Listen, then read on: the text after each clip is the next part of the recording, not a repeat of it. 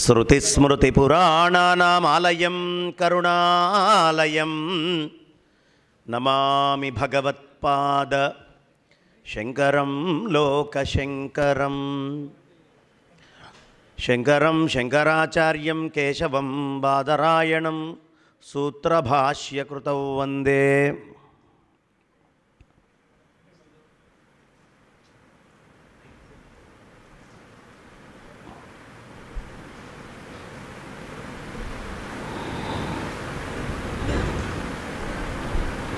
अज्ञानां जाह्नवीतीर्थं विद्यातीर्थं विवेकिनां सर्वेषां सुखदं तीर्थं भारतीतीर्थमाश्रये। विद्याविनयसम्पन्नं वीतरागं विवेकिनं वन्दे वेदान्ततत्त्वज्ञं विधुशेखरभारतीं। शारदा शारदाम्भोजवदना वदनाम्बुजे सर्वदा सर्वदास्माकं सन्निधिं सन्निधिं क्रियात्। कृष्णाय यादवेन्द्राय ज्ञानमुद्राय योगिने नाथाय रुक्मिणीशाय नमो वेदान्तवेदिने।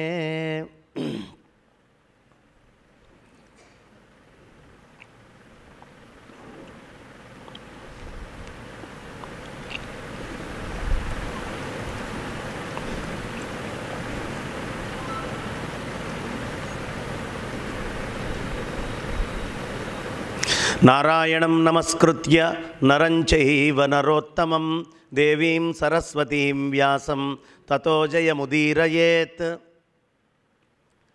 नीकन्न दयाळुवुले लोकम्मुनलेरटंचुलो नेरिगितिनो श्रीकर करुणाकर जगदेकपति जानकीपति श्रीराम।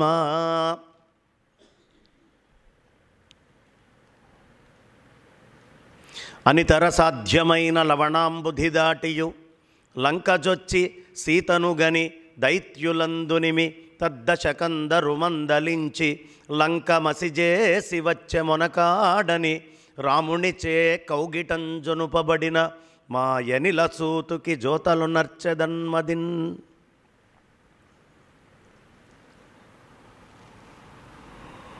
శంకారూపేణ మచ్చిత్తం పంకీకృతమభూద్యయా किंकरीयस्य सामाया शंकराचार्यमाश्रये। अंभोधरश्यामलकुन्तलायै अतिप्रवासाम्रजटाधराय गिरीश्वरायै निखिलेश्वराय नमः शिवायै च नमः शिवाय। సభాకల్పతరుం వందే. 2 రోజులు ఆనందంగా కార్యక్రమాన్ని పూర్తి చేసుకొని కాలము అప్రతిహతమైంది కాబట్టి ప్రపంచంలో ఏది జరిగినా కాలములోనే జరగాలి కాబట్టి ఆ కాలాన్ని గౌరవిస్తూ మనిషి ప్రయాణం చేస్తేనే సమయానికి అనుగ్రహం ఉంటుంది. కాబట్టి కాలములో ఇవాళ ఈ ప్రదేశములో ఆఖరి రోజుగా ఈ 3 రోజుల ఉపన్యాసంలో పూర్తి చేసుకోబోతున్నాం. చాలా విశేషమైనటువంటి ఘట్టాలు. వాస్తవానికి నిన్ననే చెప్పుకున్నాం, అన్నీ తెలిసి మీరు కింద ఉన్నారు, ఏమీ తెలియకపోయినా నేను పైన కూర్చున్నాను. 1 కోటి రూపాయలు పెట్టి మా ధర్మాన ప్రసాదరావు గారు ఒక కారు తీసుకున్న, డ్రైవరే ముందుంటారు, వారు వెనకే ఉంటారు. కారణం ఏమిటయ్యా అంటే సృష్టి ధర్మం అది. కాబట్టి ఆ పనిలో మనం ప్రశాంతంగా తృప్తిగా నిన్నటిదాకా అడుగులు వేస్తూ ధర్మాన్ని, మోక్ష ధర్మాన్ని, అద్వయ ధర్మాలని ప్రశాంతంగా చెప్పుకుంటూ వెళ్ళాం. నేను ఇక్కడ ఏవి కథలు చెప్పట్లేదు. వాస్తవానికి ఈ వేదిక మీద నేను అవసరం లేదు. మా నిష్టల నరసింహమూర్తి గారు మాట్లాడుతూ ఉంటే ఇంకో వ్యక్తి వచ్చి ఇక్కడ మాట్లాడాలా, వారే 2 గంటలు ఉపన్యాసం ఆనందంగా చెప్పగలరు కదా, ఎక్కడో హైదరాబాద్ నుంచి ఇక్కడికి రావాల్సిన అవసరం ఏమిటి అని నిజంగా వాస్తవంగా నాకు అనిపించింది. వాస్తవం గట్టిగా మొహమాటం ఎందుకు? ఎందుకంటే నేను నిన్న 2 గంటలో 2.5 గంటలో చెప్పినటువంటి దాన్ని వీరికి ఇంత జ్ఞాపక శక్తి ఎక్కడి నుంచి ఉంది? నేను మాట్లాడినటువంటి అక్షరాలు పదాలు అన్నీ తీసుకొని వచ్చి మళ్ళీ పైన వేదిక మీద నుంచి వారు ఉటంకిస్తూ ఉన్నారు. అది అపరిమితమైనటువంటి మేధ ఉంటే తప్ప కుదరదు. చక్కగా మనం లలితా త్రిపుర సుందరి రాజరాజేశ్వరి పీఠం తరఫున, అలాగే ఉపనిషన్ మందిరం, ఈ సంస్థల గొప్పతనం ఏమిటయ్యా అంటే, నేను ఇక్కడ మాట్లాడటం కాదు, ఇలా ఉభయ తెలుగు రాష్ట్రాల్లో ఉండేటటువంటి మహామహా పండితులందరినీ కూడా ఈ పీఠము దగ్గరికి తీసుకొచ్చి వాళ్ళని గౌరవించుకొని వాళ్ళతోటి మేమొక్కళ్ళమే తరించడం కాదు, ఈ వైదిక వాంగ్మయము మా శ్రీకాకుళంలో ఉండేటటువంటి ప్రజ అందరికీ కూడా చేరాలి అనే సత్సంకల్పంతో సదుద్దేశ్యంతో ఈ కార్యక్రమాలని నిర్వహిస్తూ ఉన్నారు. కాబట్టి మొట్టమొదటగా ఆ 2 సంస్థలకి గట్టిగా మన కరతాళధ్వనులతో ఆనందాన్ని తెలియపరచుకున్నాం. కారణము వారు నిర్వహించలేదనుకోండి, ఈ 2 రోజుల అద్వయ జ్ఞానం ఎక్కడికి వెళ్తుంది? అందుకనే ఇలాంటి సంస్థలని కాపాడుకోవాల్సిన బాధ్యత మన మీద ఉంది. వచ్చి విని వెళ్ళటం ఒక్కటే కాదు,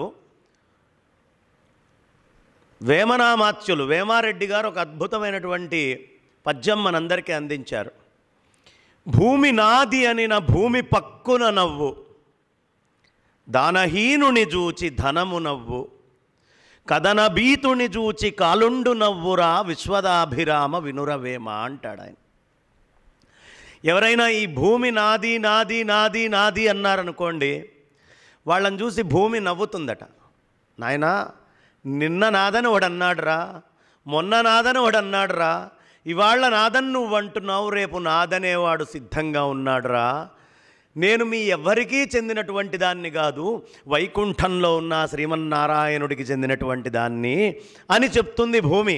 భూమి నాది అని ఎవడైనా అంటే, ఇలాంటి సత్కార్యక్రమాలు జరిగేటప్పుడు మనకి శక్తి ఉంటే, ఆ భూమి కొద్దిగా అయినా అలాంటిది ఏదైనా ఉంటే ఇలాంటి సంస్థలకు ఇచ్చి నిలబెట్టుకుంటే వైకుంఠంలో ఉండడానికి అంత భూమి దొరుకుతుంది మనకి. కాబట్టి భూమి చేయగలిగితే బ్రహ్మాండం. కాదండి, నా జేబులో తళతళనాడే 2000 రూపాయల నోటు ఉంది, నా ఫోన్పేలో నా గూగుల్ పేలో అకౌంట్ ఉంది, ఎప్పటికప్పుడు నేను చెక్ చేసుకుంటూ ఉన్నాను అని అంటారేమో. దానహీనుని చూచి ధనము నవ్వు. దానము చేయకుండా ఆ నోటు జేబులో పెట్టుకున్నటువంటి వాళ్ళని చూసి ధనము నవ్వుతుందట. అరే, నిన్న నాదని వాడన్నాడు రా, వాడి జేబులో ఉన్నప్పుడు, వాడి అకౌంట్లో ఉన్నప్పుడు నిన్న నాది అని వాడన్నాడు రా, మొన్న నాది అని వాడన్నాడు, ఇవాళ నాది అని నువ్వు అంటున్నావు, రేపు నాదనేవాడు సిద్ధంగా ఉన్నాడురా. నా పేరే చెంచల, నేను ఎవరి జేబుల్లోనూ ఉండను, నేను తిరుగుతూ ఉంటేనే ఈ సంసారం నడుస్తూ ఉంటుంది. ఇప్పుడు నీ దగ్గర ఉన్నాను, నీ దగ్గర ఉండగా నీ స్వార్థం కోసమే వాడుకుంటావా, లేదా ధర్మ పరిరక్షణ కోసం నువ్వు వాడతావా? ధర్మ పరిరక్షణ కోసం నువ్వు కొద్దిగా అయినా నీ కుటుంబ సమస్యలన్నీ తీర్చుకున్న తర్వాత అంత ద్రవ్యమైన ధర్మం కోసం ఖర్చు పెడితే ఆ ధర్మము, ఆ ధనము నిన్ను కాపాడుతుంది. వైకుంఠములో నీకు అంత స్థలాన్ని ఉంచుతుంది, కైలాసంలో నీకు ఉండడానికి అంత స్థలాన్ని ఉంచుతుంది. కాబట్టి జేబులో ధనము ఉన్ననాడే మన కార్యక్రమాలని చూసుకుంటూ ధర్మం కోసం కూడా కొంచెం పక్కన పెట్టండి. బహుశా ధర్మం ధర్మం అని వస్తోంది, వాళ్ళ ధర్మాన ప్రసాదరావు గారు రావడం వల్లేమో నిన్నటిదాకా మోక్షం మోక్షం అనే మాటలు వచ్చినాయి, ఇవాళ ధర్మము ధర్మము అంటూ వస్తున్నాయి. ఈ ధర్మము అనేటటువంటిది జేబులో ఉన్ననాడు ఆచరించాడా మహానుభావుడు. కాబట్టి ఇలాంటి సత్కార్యక్రమాలు జరిగేటప్పుడు చేసేటప్పుడు వాళ్ళు ఎవరూ ఎక్కడికి వచ్చి యాచించక్కర్లేదు. యాచించే పరిస్థితి ఈ సమాజంలో లేకుండా ఉంచడం మన బాధ్యత అని వేమారెడ్డి గారు చెప్తున్నారు. కదనభీతుని చూచి కాలుండు నవ్వురా. యుద్ధంలోకి వెళ్ళి నేను ఎక్కడ చచ్చిపోతానో అని కొండల చాటున గుట్టల చాటున దాక్కొని పారిపోయి రావాలి అనుకునేవాడిని చూసి మృత్యుదేవత నవ్వుతుందట. అరే, నేను తీసుకెళ్ళాలి అని అనుకుంటే నువ్వు యుద్ధములో ఉన్నా, నువ్వు కొండ వెనక ఉన్నా, నువ్వు ఎక్కడ ఉన్నా నేను నిన్ను తీసుకెళ్తాను. ఎవరి తరము కాదు నన్ను ఆపడము. నేను తీసుకోవాలి అనుకుంటే నీ తరం కాదు, నువ్వు ఎంత ప్రయత్నించినా, ఎంత గింజుకున్నా. నేను పుట్టింది హైదరాబాద్లో అయినా మాది అసలు గుంటూరు జిల్లా పల్నాడు. ఇప్పుడు ప్రస్తుతం పల్నాడు జిల్లా అనుకుంటా. ఆ పల్నాడులో గుత్తికొండ పిడుగురాళ్ల దగ్గర ప్రదేశం మా నాన్నగారు, పూర్వీకులందరూ కూడా. అయితే మా నాన్నగారు ఒక కథ చెప్పారు నేను చాలా చిన్నగా ఉన్నప్పుడు. మా ఊర్లో ఒక మహానుభావుడు ఉన్నాడు. ఆయన రాత్రి హాయిగా భోంచేసి ఉన్నటువంటి మీదే ఒక చిన్న వస్త్రం వేసుకొని బయటికి వచ్చాడు. ఆకాశంలో నుంచి ఒక గ్రద్ద పాముని తీసుకొని వెళ్తూ ఉంది. అనుకోకుండా దాని కాలు జారిందట. ఆ పాము ఆనందంగా ఈ బయటికి వచ్చే ఆయన మొహం మీద పడి ఒక్క కాటు వేసింది. అక్కడికక్కడే ఆయన మరణించాడు. మృత్యువు అనేటటువంటిది మన చేతిలో లేదమ్మా. ఏమీ లేదు అనుకొని మనం బయటికి వస్తాం, కానీ ఏ క్షణము ఏది ఉంటుందో ఈ సృష్టిలో ఎవ్వరికీ తెలియదు. కాబట్టి ఉన్ననాడే, ఈ ఉపాధి ఇక్కడ ఉన్ననాడే భయపడకుండా సత్కార్యక్రమం జరిగితే నువ్వు ఇవ్వగలిగితే ఇవ్వు, లేకపోతే సేవ చెయ్యగలిగితే ఉపాధితో సేవ చెయ్యి. డబ్బే అన్నిటికీ ప్రధానం కాదు, సేవ చెయ్యి. అది కూడా చేయలేని పక్షంలో ఎవరైనా దాత ఉంటే వీళ్లతో పాటు వెనకాల వెళ్ళి సహకరిస్తే అది మనల్ని కాపాడుతూ ఉంటుంది. కాబట్టి మృత్యుదేవత అనేటటువంటిది కబళించే లోపే ఎవడు పురుషార్థాలని సాధించాలి అని ప్రయత్నం చేస్తాడో వాడు మహానుభావుడు. అంతేగాని బ్రహ్మాండంగా అలంకరించుకొని చక్కగా తయారయ్యి రకరకాలైనటువంటి అలంకారాలు, శరీరానికి ప్యాంట్లు, చొక్కాలు, చీరలు అవి ఇవి అన్నీ తొడిగి బాగా పౌడరు, మేకప్ వేసుకుంటూ ఉంటే ఆ మృత్యుదేవత నవ్వుతుందట. ఉపనిషత్తులో ఒక వాక్యం ఉందండి. ఏమిటయ్యా అంటే చాలా పచ్చిగా ఉంటుంది ఈ ఉదాహరణ, అయినా చెప్పింది ఉపనిషత్తు కాబట్టి నేను చెప్తాను. నాకు మొహమాటమే ఉంది. పరాయి వాడితో పిల్లవాడిని కన్నటువంటి భార్య, ఆ పిల్లవాడు భర్త ఆడుకుంటూ మురిసిపోతూ ఉంటే ఆడుకో ఆడుకో వాడు నీ పిల్లవాడు కాదులే, వాడు పక్కింటి వాడి పిల్లవాడు అని లోపల ఎలా నవ్వుకుంటుందో, మృత్యుదేవత కూడా పౌడర్లు, సెంట్లు అలంకరించుకొని రకరకాలుగా తెలియనటువంటి గంభీరంగా తయారవుతుంటే అలంకరించుకో అలంకరించుకో, అది నీది కాదులే, ఏ రోజైనా నాదే, నా దాన్ని నువ్వు అలంకరించుకుంటున్నావా కానీ అని నవ్వుకుంటూ ఉంటుందట. కాబట్టి ఈ ఉపాధి అనేటటువంటిది నిన్ననే చెప్పుకున్నాం. చీము, నెత్తురు, మాంసము, ఎముకలు, రక్తము, ఇంతకు మించి ఇందులో ఏమీ లేదు. ఏదో ఉంది అనేటటువంటి ప్రయత్నంలో మనం వెళ్తూ ఉంటాం, ఈ జీవనాన్ని గడుపుతూ ఉంటాం. అనంతమైనటువంటి కాలంలో అత్యల్ప సమయము ఈ ఉపాధి ఈ భూమి మీద ఉంటుంది. ఇది ఉన్ననాడే ధర్మార్థ కామమోక్షాలని ప్రతివాడు సాధించాలి అని మనకి ధర్మశాస్త్రం చెప్తుంది. ఇప్పుడు ఇక్కడ అదృష్టం ఏమిటయ్యా అంటే, ఇవాళ్లే నేను శ్రీ కూర్మనాథ క్షేత్రానికి వెళ్ళొచ్చా. దర్శనం చేసుకొని మళ్ళీ అక్కడే మహేంద్ర డిగ్రీ కాలేజ్ అని మధుబాబు గారని ఒక ఆయన వారు నిర్వహిస్తూ ఉంటారు. అయ్యా మా పిల్లలందరినీ ఉద్దేశించి ఓ చిన్న ఉపన్యాసం చెప్పండి. తప్పకుండా వస్తాను అని వెళ్ళి అక్కడ వాళ్ళందరికీ కూడా చెప్పి అటు నుంచి తిరిగి మళ్ళీ ఇక్కడికి వచ్చా. నిన్న సూర్యనారాయణమూర్తి వాళ్ళ కూర్మనాథుడు అయింది. నా భాగ్యం ఏమిటయ్యా అంటే, ఈ భూమాత మనందరినీ చాలా విశేషంగా అనుగ్రహిస్తుందండి. మనలో మంచితనం ఉండొచ్చు, మనలో దుర్మార్గం ఉండొచ్చు, మనం ఏ రకంగా అయినా ఆలోచించవచ్చు, మనం నాస్తికులం కావచ్చు, మనం కమ్యూనిస్టులం కావచ్చు, మనం ఇతర ధర్మాల్లో ఉండి ఈ ధర్మాన్ని వంకబెట్టే వాళ్ళం కావచ్చు. ఎవ్వరిమైనా మనం ఏం తప్పులు చేస్తున్నా, ఏం చేస్తున్నా అపారమైన కృపా కరుణతో ఈ భూమాత మనందరినీ అనుగ్రహిస్తోంది. ఎలా అంటే, ఆ తల్లి మనందరినీ తన తొడ మీద కూర్చోబెట్టుకొని, నాయనా నువ్వు నాస్తికుడివా, నువ్వు ఆస్తికుడివా అని అడగట్లేదు. అందరినీ భూమి చుట్టూ అలా సూర్యనారాయణమూర్తి చుట్టూ ప్రదక్షిణం చేయిస్తూ ఉంది. మనం ఎప్పుడూ ప్రతి అనుక్షణము సూర్యనారాయణమూర్తి చుట్టూ ప్రదక్షిణం చేస్తూనే ఉన్నాము. మనం తప్పు చేస్తున్నా ఏం చేస్తున్నా ఆ తల్లి మనల్ని అనుగ్రహిస్తుంది. పెద్దవాళ్ళు కనిపిస్తే ఎందుకు నమస్కరించాలయ్యా అంటే, రే నీకు 20 ఏళ్ళలో 30 ఏళ్ళలో 40 ఏళ్ళలో 50 ఏళ్ళలో నువ్వు ప్రదక్షిణం చేస్తున్నావు. నీకంటే ఎక్కువ ప్రదక్షిణాలు చేసిన వాళ్ళు ఎవరైనా నీ ముందు కనిపిస్తే నమస్కారం చేసుకోరా? నీకంటే ముందు నుంచి వాడు ప్రదక్షిణం చేస్తున్నాడు ఈ మొత్తము సూర్యనారాయణమూర్తి చుట్టూ. చూడండి ఎంత బాగుందో. తన చుట్టూ తాను తిరుగుతూ సూర్యుడి చుట్టూ తిరుగుతూ ఉంటుంది. తన చుట్టూ తాను తిరిగేటప్పుడు చంద్రుడు ఈ భూమి చుట్టూతా తిరుగుతూ ఉంటాడు. చంద్రుణ్ణి ఏమంటారు? మనస్సు అంటారు. చంద్రమా మనసో జాతః. ఈ చంద్రుడు మనస్సు అంటే నీ ఈ జీవతత్వము చుట్టూ నువ్వు తిరుగుతూ ఉన్నావు. నీ చుట్టూ నీ మనస్సు అనేటటువంటిది తిరుగుతోంది. ఈ రెండు సూర్యనారాయణమూర్తి చుట్టూ తిరుగుతూ ఉన్నాయి. అంటే జీవుడిగా నువ్వు ఆత్మ ప్రదక్షిణ చేసుకుంటూ ఉంటావు. నిన్ను నీ పనులు నువ్వు చేసుకుంటూ ఉండాలి, నీ చుట్టూ నువ్వు తిరుగుతూ ఉండాలి, నీ వ్యవహారం నీకు అవుతూ ఉండాలి. మనస్సు అనేటటువంటిది ఈ సమయంలో ఆగకుండా నీ చుట్టూ తిరుగుతూ ఉంటుంది. ఈ తిరిగేటప్పుడు గ్రహణాలు వస్తాయి, ఈ తిరిగేటప్పుడు రకరకాలైనటువంటివి వస్తాయి. ఎన్ని వచ్చినా నువ్వు ఆనందంగా ఆ తిరుగుతున్నటువంటి మనస్సుని కూడా వెంటబెట్టుకొని సూర్యనారాయణమూర్తి చుట్టూ తిరుగుతూ ఉండాలి. అంటే ఆత్మజ్ఞానం వైపు జీవుడు ఎప్పుడూ పరమాత్మ చుట్టూ తిరుగుతూ ఉండాలి అనే విషయాన్ని ఈ భూమాత మనకి తెలియపరుస్తూ ఉంది.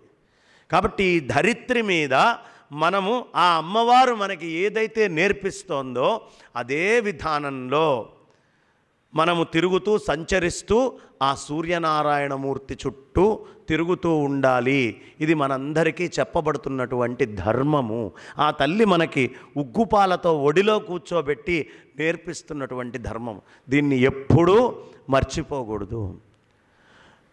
మరి ఏం కావాలయ్యా అంటే ఆదిశంకర భగవత్పాదాచార్యుల వారు చెప్తారు, లక్ష్మీ నృసింహ పంచరత్న స్తోత్రము అని ఓ స్తోత్రము శంకరాచార్యుల వారు చెప్పింది.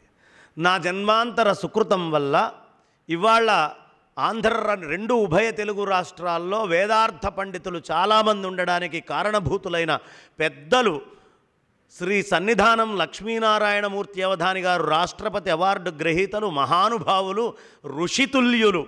ఆయన భార్యతో నవ్వుతూ మాట్లాడగా చూసిన వాడు లేడు భూమి మీద. ఎప్పుడూ పాఠము, వేదము, వేదం చెప్పడము సమస్తము ఆయన కేవలం ధర్మమయంగానే ఋషితుల్యంగా జీవించారు. ఆయన నోట్లో నుంచి ఎదుటి వాళ్ళని ఒక్కసారి కూడా ఆయన నిందావాక్యం చెయ్యలేదు. ఒక్కసారి కూడా ఒక నిందావాక్యం ఆయన ముఖతః ఎవరు విన్నటువంటి వాళ్ళు లేరు. అలా వైశ్వదేవం చేస్తూ జీవితం గడిపిన ఆ మహానుభావులు వారి 91వ సంవత్సరంలో ఈ లక్ష్మీ నృసింహ పంచరత్న స్తోత్రాన్ని నాకు ఉపదేశంగా అనుగ్రహించారు. ఆ ఉపదేశం ఏమిటయ్యా అంటే మొట్టమొదటి శ్లోకమే త్వత్ప్రభుజీవ ప్రియమిచ్చసి చేన్నరహరి పూజాం కురు సతతం ప్రతిబింబాలంకృతి ధృతి కుశలో బింబాలంకృతి మాతనుతే చేతో భృంగ భ్రమసి వృథా భవమరుభూమౌ విరసాయాం భజ భజ లక్ష్మీ నరసింహానఘ పదసరసిజమకరందం. ఎంత అద్భుతమైన శ్లోకం అంటే ఈ ఒక్క శ్లోకం మనకు గనక అర్థమైతే మన జీవితం మొత్తం మనం సార్థకం చేసుకున్నట్టే. ఈ ఒక్క శ్లోకం ఆయన ఏమంటున్నారయ్యా అంటే మనమందరము కూడా ఈ జీవుడు అనేటటువంటి వాడు మనలో ఉన్నాడు. ఈ జీవుడు అనేటటువంటి వాడు వాడికి దాస్యముగా మనస్సు ఉండి పనిచేస్తూ ఉంటుంది. అంటే దాని చుట్టూ మనస్సు తిరిగి ఎప్పుడూ మనల్ని తిప్పుతూ చంచలంగా తిరిగేటట్టు చేసేది మొత్తము కూడా మనస్సు. ఈయన మనస్సుకి చెప్తున్నారు, ఓ మనస్సా చేతో భృంగ భ్రమసి వృధా భవమరు భూమౌ విరసాయాం. అనవసరంగా ఓ భ్రమరము లాంటి మనస్సా, ఓ తుమ్మెద లాంటి మనస్సా. తుమ్మెదకి ఎడారిలోకి వెళ్ళిందనుకోండి, ఎడారిలో తుమ్మెదకి నీళ్లు దొరుకుతాయా? దొరికే అవకాశం లేదు. కానీ ఏదో నీళ్లున్నాయి అని మనకి చాలా దూరంగా ఎండమావులు కనిపిస్తూ ఉంటే దాని వెనకాల పడి ఉరుకుతూ ఉరుకుతూ ఉరుకుతూ వెళ్తాం. ఈ ఉరుక్కుంటూ ఎండమావుల్లో వెళ్తే ఎంత దూరం వెళ్తే మాత్రం నీళ్లు దొరుకుతాయా? దొరకవు. ఓ మనస్సా, ఈ సంసారము అనేటటువంటి దాంట్లో నువ్వేదో మకరందం ఉంది అని దాని చుట్టూ తిరిగితే నువ్వు ఎంతకాలం తిరిగినా ఇందులో మకరందం లేదు. మరి ఎక్కడ ఉందయ్యా? లక్ష్మీ నరసింహానఘ పద పద్మజ సరసీరుహ మకరందం. లక్ష్మీ నరసింహస్వామి వారి మార్గము, ఆ పదపద్మాల దగ్గర ఈ అమృతమయమైన సరస్సు ఒకటి ఉంది, అది ఆశ్రయించు అని దేనికి చెప్తున్నారు? మనస్సుకి. అంతేగాని మనస్సా, త్వత్ప్రభుజీవ ప్రియమిచ్చసి, నీ ప్రభువైన జీవుణ్ణి నువ్వు ఉద్ధరించాలి అని కోరుకుంటే నరసింహస్వామి వారి పదపద్మాలని చేరు. అంటే రూపము ఇక్కడ అదంతా కాదు చెప్తోంది.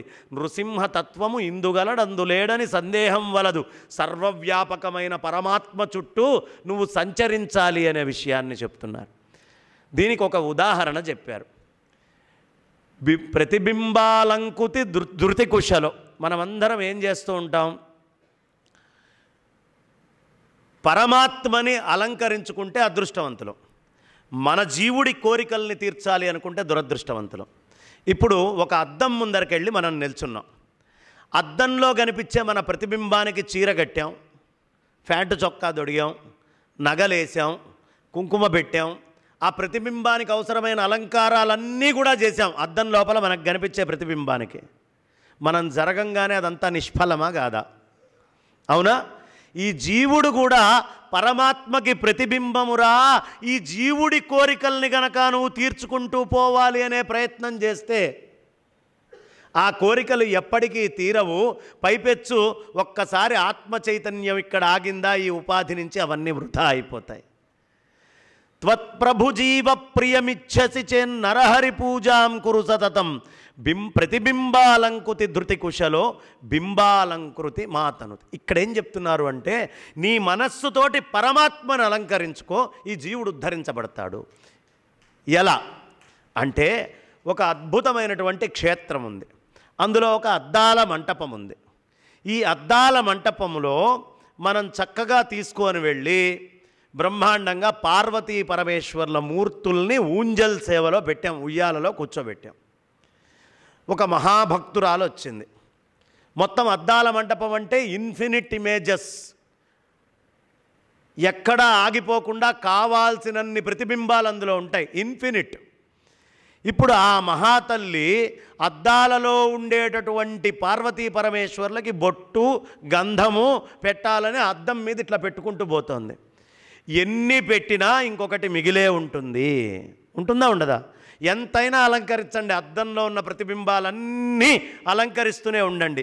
మీరు ఎంత అలంకరించినా ఇంకొక విగ్రహము బొమ్మ మిగిలిపోయే ఉంటుంది. అదే ఒక్కసారి వచ్చి ఈ ఊయలలో ఉన్నటువంటి ఆ స్వామికి అమ్మవార్లకి అంత గంధం పెట్టి బొట్టు పెట్టారనుకోండి, ఈ ఇన్ఫినిట్ ఇమేజెస్లో కూడా మొత్తం అది ప్రతిబింబిస్తోందా లేదా? ఖచ్చితంగా ప్రతిబింబిస్తుంది. కాబట్టి జీవుడి కోరికలు తీర్చాలి అంటే దాని దుంపదెగ ఎంత తీర్చినా ఇంకా కోరికలు మిగిలిపోయి వస్తూనే ఉంటాయి. ఆ కోరికలకు అంతం లేదు. మరి దేన్ని అలంకరించాలయ్యా? ఒక్కసారి సర్వవ్యాపకమైనటువంటి పరమాత్మ తత్వ విషయాన్ని తెలుసుకొని, పరమాత్మ అంతటా ఉన్నాడు, నాకు దృశ్యమానమై గోచరమయ్యేటటువంటి అతి చిన్న వస్తువు నుంచి అతి పెద్ద వస్తువు దాకా అన్నిటిలో పరమాత్మ ఉన్నాడు అని అన్నిటి యందు ఆత్మదర్శనం చేయడం నేర్చుకో మనస్సా. అప్పుడు ఇక ఈ జీవుడి కోరికలు చాలా చిన్నవైపోతాయి. ఎప్పుడు ఆత్మవస్తువుని ఎదురుగుండా అలంకరించావో అంతా ఆత్మస్వరూపంగా మనం మారిపోతాము. ఇది చాలా ప్రధానంగా మనకు చెప్పేది. ఎంత గొప్ప సందేశం ఉంది చూడండి. కాబట్టి ఎప్పుడైనా గుర్తుంచుకోండి, ప్రతిబింబాన్ని అలంకరించాలి. అంతేగాని నా దగ్గర ధనం ఉంది, శంకరాచార్యులు వారు భజగోవింద స్తోత్రంలో చెప్తారు, మాకురు ధనజన యవ్వన గర్వం హరతి నిమేషాత్కాల సర్వం మాయామయమిద అఖిలం హిత్వా బ్రహ్మపదం తం ప్రవిశ విదిత్వా. నా దగ్గర ధనం ఉంది, నా దగ్గర జనం ఉన్నారు, నా దగ్గర యవ్వనం ఉంది అని ఈ మూడిట్లో దేన్ని చూసి మనం మురిసిపోయినా మాకురు ధనజన యవ్వన గర్వం హరతి నిమేషాత్కాల సర్వం. ఒక్క నిమేష సమయంలో కాలము ఇవన్నీ తీసుకొని వెళ్ళిపోతుంది. మనం వండుకున్న అన్నము ఒకరోజు అయ్యేటప్పటికి ఎలా ఇదైపోతుందో ఈ సృష్టిలో మనం వచ్చినటువంటి ఈ ఉపాధి కూడా ఆ అనంతమైన దేవకాలంలో కొద్ది సమయమే ఉండేది, మళ్ళీ అయిపోయి వెళ్ళిపోతూనే ఉంటుంది. కాబట్టి ఆఖరి తుదిశ్వాస వదిలిపెట్టేటటువంటి క్షణములో పుట్టాడు అంటే ఖచ్చితంగా ఉపాధిని వదిలిపెట్టాలి ఎవరైనా సరే. ధర్మరాజు యక్షుడి దగ్గరికి వెళ్ళినప్పుడు యక్షుడు ఓ ప్రశ్న వేస్తాడు, కిమాశ్చర్యం, ఈ సృష్టిలో అన్నిటికంటే ఆశ్చర్యమైనటువంటిది ఏది అంటే, పోయినవాణ్ణి చూసి ఈ ఉన్నవాడు ఏడుస్తూ ఉంటాడండి, వీడేదో శాశ్వతం అన్నట్టు, వీడు ఎప్పటికీ ఉంటాడు అన్నట్టు పోయినవాడిని చూసి ఏడుస్తూ ఉంటాడు. ఎంత ఆశ్చర్యం అండి, ఇంతకంటే ఆశ్చర్యం, వీడు పోయేవాడే, ఆ పోయినవాడిని చూసి వీడు ఏడుస్తూ ఉంటాడు, ఇదేనండి ఆశ్చర్యము అని చెప్తాడు. కాబట్టి ఈ ఉపాధి అనేటటువంటి దానికి మనకి గాలి ఆడితే పుట్టాడు అన్నారు, గాలి ఆగితే పోయాడు అన్నారు. కాబట్టి ఏమిటి తేడా? ఒక్క గాలేనయ్యా, ఆ గాలి ఎప్పుడూ నిరాకారమైందే. నిరాకారమైనటువంటి నిన్ను సాకారమైనటువంటి శరీరంగా నువ్వు భావిస్తున్నావు. అందుకనే శంకరాచార్యుల వారు యావత్ పవనో నివసతి దేహే, నువ్వు ముక్కులో నుంచి గాలి పీల్చేంత దాకా తావత్ పృచ్చతి కుశలం గేహే. చుట్టుపక్కల వాళ్ళందరూ వచ్చి బాగున్నారా, ఏమండి శర్మగారు శ్రీకాకుళం వెళ్ళారట కదా, ఉపన్యాసం చెప్తారట కదా, ఏదో 3 రోజులట కదా, ఈ ప్రశ్నలన్నీ అడుగుతారు. గతవతి వాయో దేహాపాయే, ఈ ఉపాధిలోంచి ఆ వాయువు అనేటటువంటి ఒక్క లక్షణం వెళ్ళిపోయిందనుకోండి, భార్యా బిభ్యతి తస్మిన్ కాయే, ఈ ఉపాధిచే భరింపబడేటటువంటి వాళ్ళు ఈ శరీరం దగ్గరికి రావడానికి భయపడతారు. మరి నిన్నటిదాకా ఒకళ్ళకొకళ్ళు నీ ముక్కు బాగుంది, నీ కళ్ళు బాగుంటాయి, నీ జుట్టు బాగుంటుంది, నువ్వు బాగుంటావు, నువ్వే నా సర్వస్వం, నువ్వు లేకపోతే నేను లేను, నీకే అంతా, అసలు నువ్వు లేకపోతే ఇంకోటి లేదు అని చెప్పినటువంటి వాళ్ళు కూడా ఆ ముక్కు అక్కడే ఉంది, ఆ కన్ను అక్కడే ఉంది, ఆ చెవు అక్కడే ఉంది, ఆ నోరు అక్కడే ఉంది, వెధవది ఒక్క గాలే కదా పక్కకు పోయింది, రావడానికి భయపడుతున్నారు. అంటే మనల్ని ఎవ్వడూ ఈ శరీరముతోటి గౌరవించి విలువనిచ్చి మాట్లాడట్లా, మనకి కనిపించనటువంటి మనం పీల్చేటటువంటి గాలికి గౌరవిస్తున్నాడు. ఇప్పుడు నిన్నటిదాకా సాకారం, నా ముక్కు, నా కన్ను, నా నోరు, నా ఇది అన్నటువంటి వాడు ఒక్కసారి ఆలోచించుకుంటే ఇవేవీ కాదు, వాయువు వల్ల నేను గౌరవింపబడుతున్నాను, వాయువు నిరాకారమైంది, నువ్వు నిరాకారుడివే, నువ్వు సర్వవ్యాపకుడివే, ఈ జీవుడికి ఆ పరమాత్మకి అభేదము, అజ్ఞానవశాన ఇన్ని రోజులు నేను ఇది అని నువ్వు అనుకుంటున్నావు. కానీ నువ్వు ఇది కాదు, ఇంతకంటే మహత్తరమైన చైతన్య వస్తువువి. గాలికి మృత్యువు లేదు, గాలి పోకపోవడం వల్ల శరీరానికి మృత్యువు. నువ్వు గాలివైనప్పుడు నీకు మృత్యువు ఎందుకు ఉంటుంది? నువ్వు ఉపాధివైతే కదా నీకు మృత్యువు. అందుకనే మన వాళ్ళు అసతోమా సద్గమయ, నేను అసత్తులో ఉన్నాను, సత్యం వైపు వెళ్ళాలి. తమసోమా జ్యోతిర్గమయ, నేను అంధకారంలో ఉన్నాను, వెలుగు వైపుకు వెళ్ళాలి. మృత్యోర్మా అమృతంగమయ, మృత్యువు అనేటటువంటిది నాకుంది, అక్కడి నుంచి అమృతత్వం వైపుకు వెళ్ళటం ఏమిటి? ఈ శరీరము నేను అనేటటువంటి భ్రాంతి నుంచి బయటికి రావడమే అమృతత్వము. ఈ శరీరమే నేను అనుకోవటమే మృతత్వము. ఈ శరీరం నేను అనుకున్నంతకాలం ఎప్పుడు పోతుందో అని భయపడుతూనే బతుకుతాడు. ఈ శరీరానికంటే భిన్నమైనటువంటి వాడిని నేను. ఎందుకు?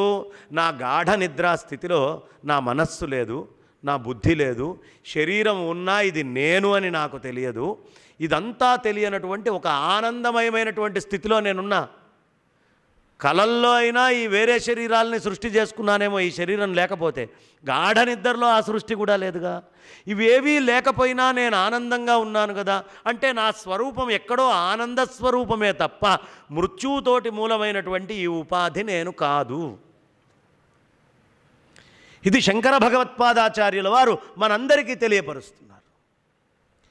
ఇది తెలియాలి అంటే ఏం చెయ్యాలి అంటే, ఇప్పుడు మన సంస్థల తరఫు నుంచి ఏర్పాటు చేసినట్టుగా ఇలాంటి సత్కార్యక్రమాలని ఏర్పాటు చేస్తే సత్సంగత్వే నిస్సంగత్వం, నిస్సంగత్వే నిర్మోహత్వం, నిర్మోహత్వే నిశ్చలతత్వం, నిశ్చలతత్వే జీవన్ముక్తి. సత్సాంగత్యం చెయ్యాలి. సత్సాంగత్యం చేస్తే అనవసరమైనటువంటి చెడ్డ సాంగత్యాల నుంచి మనిషి దూరం అవుతాడు. నిస్సంగత్వే నిర్మోహత్వం, చెడ్డ సాంగత్యాలు తగ్గే కొద్దీ మోహం తగ్గిపోతుంది. నిర్మోహత్వే, మోహం ఎప్పుడైతే తగ్గిందో నిశ్చలమైనటువంటి తత్వం బోధపడుతుంది శరీరానికి. ఎవడికి నిశ్చలమైన తత్వం బోధపడ్డదో వాడికి జీవన్ముక్తి వస్తుంది. బాగుందండి. సత్సాంగత్యం అనే పదం వాడారు. ఈ ప్రపంచంలో సత్యమైంది ఏది? ఇది తెలిస్తే బ్రహ్మసూత్రాల్లో మొదటి సూత్రం చదవడానికి మనకు అర్హత వస్తుంది. అథాతో బ్రహ్మ జిజ్ఞాసలో అథ అనే శబ్దం ఇది. ఈ అథ మనకు అర్థమైందనుకోండి మిగతాది. ఈ ప్రపంచంలో సత్యమైంది ఏది? అయ్యా ఈ మైక్ ఉంది, ఈ మైకు సత్యమా? ఇక్కడికి 10 ఏళ్ళలో 20 ఏళ్ళలో 50 ఏళ్ల క్రితమో ఇక్కడికి వచ్చి వేరే వాళ్ళు మాట్లాడారు, ఇది ఉందా? వాడికి అసత్యం. ఇప్పుడు నాకు సత్యం. ఇంకో 20 ఏళ్ల తర్వాత ఎవడైనా వస్తే వాడికి ఇది అసత్యం. అన్ని రోజులు ఉంటుంది అనుకోవట్లేదు, అయినా ఇది అసత్యం. అవునా కాదా? ఆ స్పీకర్ కానీ, ఈ కార్పెట్ కానీ, ఈ కుర్చీలు కానీ, బల్లాలు కానీ, ఈ హాల్ కానీ 100 ఏళ్ల క్రితం ఎవరో ఒక మహానుభావుడు ఇక్కడికి వచ్చాడు, ఈ హాల్ లేదు. ఇంకో 500 ఏళ్ల తర్వాత ఈ హాల్ ఇలా ఉంటుందని ఎవడూ చెప్పలేడు. కాబట్టి దృశ్యమానంగా తాత్కాలికంగా ఈ ప్రపంచంలో ఉన్నవన్నీ సత్యాలుగా మనకు గోచరిస్తున్నాయి తప్ప ఇవి సత్యాలు కాదు, ఇవి మిథ్యే. తాత్కాలికమైనటువంటి సత్యముతోటి ఇవన్నీ ఉన్నాయి. కాబట్టి మనం తెలుసుకోవాల్సింది ఏమిటి? సత్యమైంది ఏది? ఇది చాలా పెద్ద ప్రశ్న. నా ముందు కనిపించేవాళ్ళు సత్యమా? చెప్పలేం. నా వెనక ఉన్నటువంటి వస్తువులు సత్యమా? చెప్పలేం. నా ముందున్న చెట్లు, వృక్షాలు, గోడలు, ఈ సృష్టిలో ఉండేటటువంటి ఏదైనా చెప్పండి. వంశధార, నాగావళి నది కూడా పుట్టినవే, ఒకప్పుడు పుట్టినవే. సత్యమందామా అంటే నేను మునిగినప్పుడు నీళ్లు మళ్ళీ నాగావళిలో రేపు ఒక క్షణం ఆగి మళ్ళీ మునిగితే అవే నీళ్లు లేవు, మారిపోతున్నాయి. అది పారుతూ పోతోంది. సత్యమైందేది అంటే ఇన్ని కదులుతున్నటువంటి వస్తువుల్ని కదిలిస్తూ తాను కదలకుండా అంతటా నిండి ఉన్న పరమాత్మ మాత్రమే సత్యము. ఒక్క ఆత్మవస్తువు, ఆ పరమాత్మ మాత్రమే సత్యము. మిగతాదంతా కూడా మిథ్య. ఇదే శంకరాచార్యులు వారు చెప్పింది. బ్రహ్మ సత్యం, జగన్ మిథ్య. ఇప్పుడు చెప్పండి, ఏది సత్యం, ఏది మిథ్య? సత్యమైనది ఒకటే. అదేమిటయ్యా అంటే, మీరు పుట్టినప్పుడు చిన్న చాక్లెట్ మీద మీకు ఆశ వచ్చింది ఒక శక్తి పనిచేయడం వల్ల. ఇక అక్కడి నుంచి మనకు ఆశలన్నీ ఒకదాని తర్వాత ఒకటి మొదలవుతూ వివాహాలు, భార్యలు, పిల్లలు, కార్లు, బంగ్లాలు, బిల్డింగులు అన్నీ కూడా ఒకదాని తర్వాత ఒకటి మన వెనకాల వస్తూ ఉన్నాయి కదా. ఇవన్నీ సత్యమైతే ఎప్పుడూ మనతోటే ఉండాలి. నిన్నున్నది ఇవాళ లేదు, గంట క్రితం ఉన్నది ఇప్పుడు లేదు, పొద్దునున్నది ఇప్పుడు లేదు, ఈ క్షణం ఇక్కడ ఉండేది ఈ వేదికలో నుంచి నేను పక్కకి దిగితే లేదు. ప్రతి అనుక్షణం మన శరీరంలో trillions and trillions of cells ఉన్నాయి. ఈ సెల్స్లో కొన్ని పోతున్నాయి, కొన్ని స్థితితోటి ఉన్నాయి, కొన్ని మళ్ళీ కొత్తవి పుట్టుకొస్తున్నాయి. సృష్టి స్థితి లయలు నా శరీరంలో నేను ఇక్కడ కూర్చొని ఉండగా జరుగుతున్నాయి. నిన్న ఉన్న సెల్స్ ఇవాళ లేవు, నేను పుట్టినప్పుడున్న రూపం ఇప్పుడు లేదు. అంతా మిథ్యామయమైనటువంటి ప్రపంచం. ఇది ఏదీ సత్యము కాదు. సత్యమైంది ఏది? నేను నేను అని మీరు అనుకుంటున్నారే. చిన్నప్పుడు మీకు చాక్లెట్ కావాలి అనుకున్నప్పుడు నేనే, 90 ఏళ్ళు వచ్చినప్పుడు అబ్బా చిన్నప్పట్లాగా ఉరికితే బాగుండు అనుకుండే నేను. ఆ నేనులో ఎప్పుడూ వృద్ధాప్యం లేదు, ఆ నేనుకి ముసలితనం లేదు, ఆ నేను ఎప్పుడూ నిత్య చైతన్యంగా ఉంది. ముసలితనం ఉపాధికి వస్తుంది. శరీరం ఎంత పెద్దదైనా ఆ నేను మాత్రం ఎప్పుడైనా ముసలిదైందమ్మా? ఎవరికైనా ఏ ఒక్కళ్ళకైనా, ఈ సృష్టిలో జంతువుకైనా, పక్షికైనా, దేనికైనా సరే అది ఎప్పుడూ ముసల్తనాన్ని పొందదు. అది నిత్యమైనటువంటి ఆత్మవస్తువు, పరమాత్మ వస్తువు, మార్పు లేనిది. మార్పు దేనికి ఉంటుందండి? అది అని నేను తెలుసుకోకుండా ఈ శరీరం నేను అనుకుంటున్నానే, ఈ శరీరానికి వచ్చే మార్పులన్నీ నా మార్పులే అనుకుంటున్నానే, ఇది అజ్ఞానం. కాబట్టి మనమందరము సత్యం ఏమిటి అంటే, దీని లోపల అన్ని అణువులున్నాయి. ఈ అణువులన్నిటినీ కూడా, అమెరికాలో ఉండే అణువుల్ని, ఈ అణువుల్ని, నాలో అణువుల్ని, మీలో అణువుల్ని ఒక నిర్గుణ నిరాకారమైన చైతన్యం నడిపిస్తోంది. అది సత్యం. ఈ మారేటటువంటి అణువులన్నీ కూడా అసత్యమే. కాబట్టి సత్యమైనటువంటి నిరాకారమైన పరమాత్మను వదిలిపెట్టి అసత్యమైనటువంటి నామరూపాలని మనం పట్టుకొని తిరుగుతున్నాం.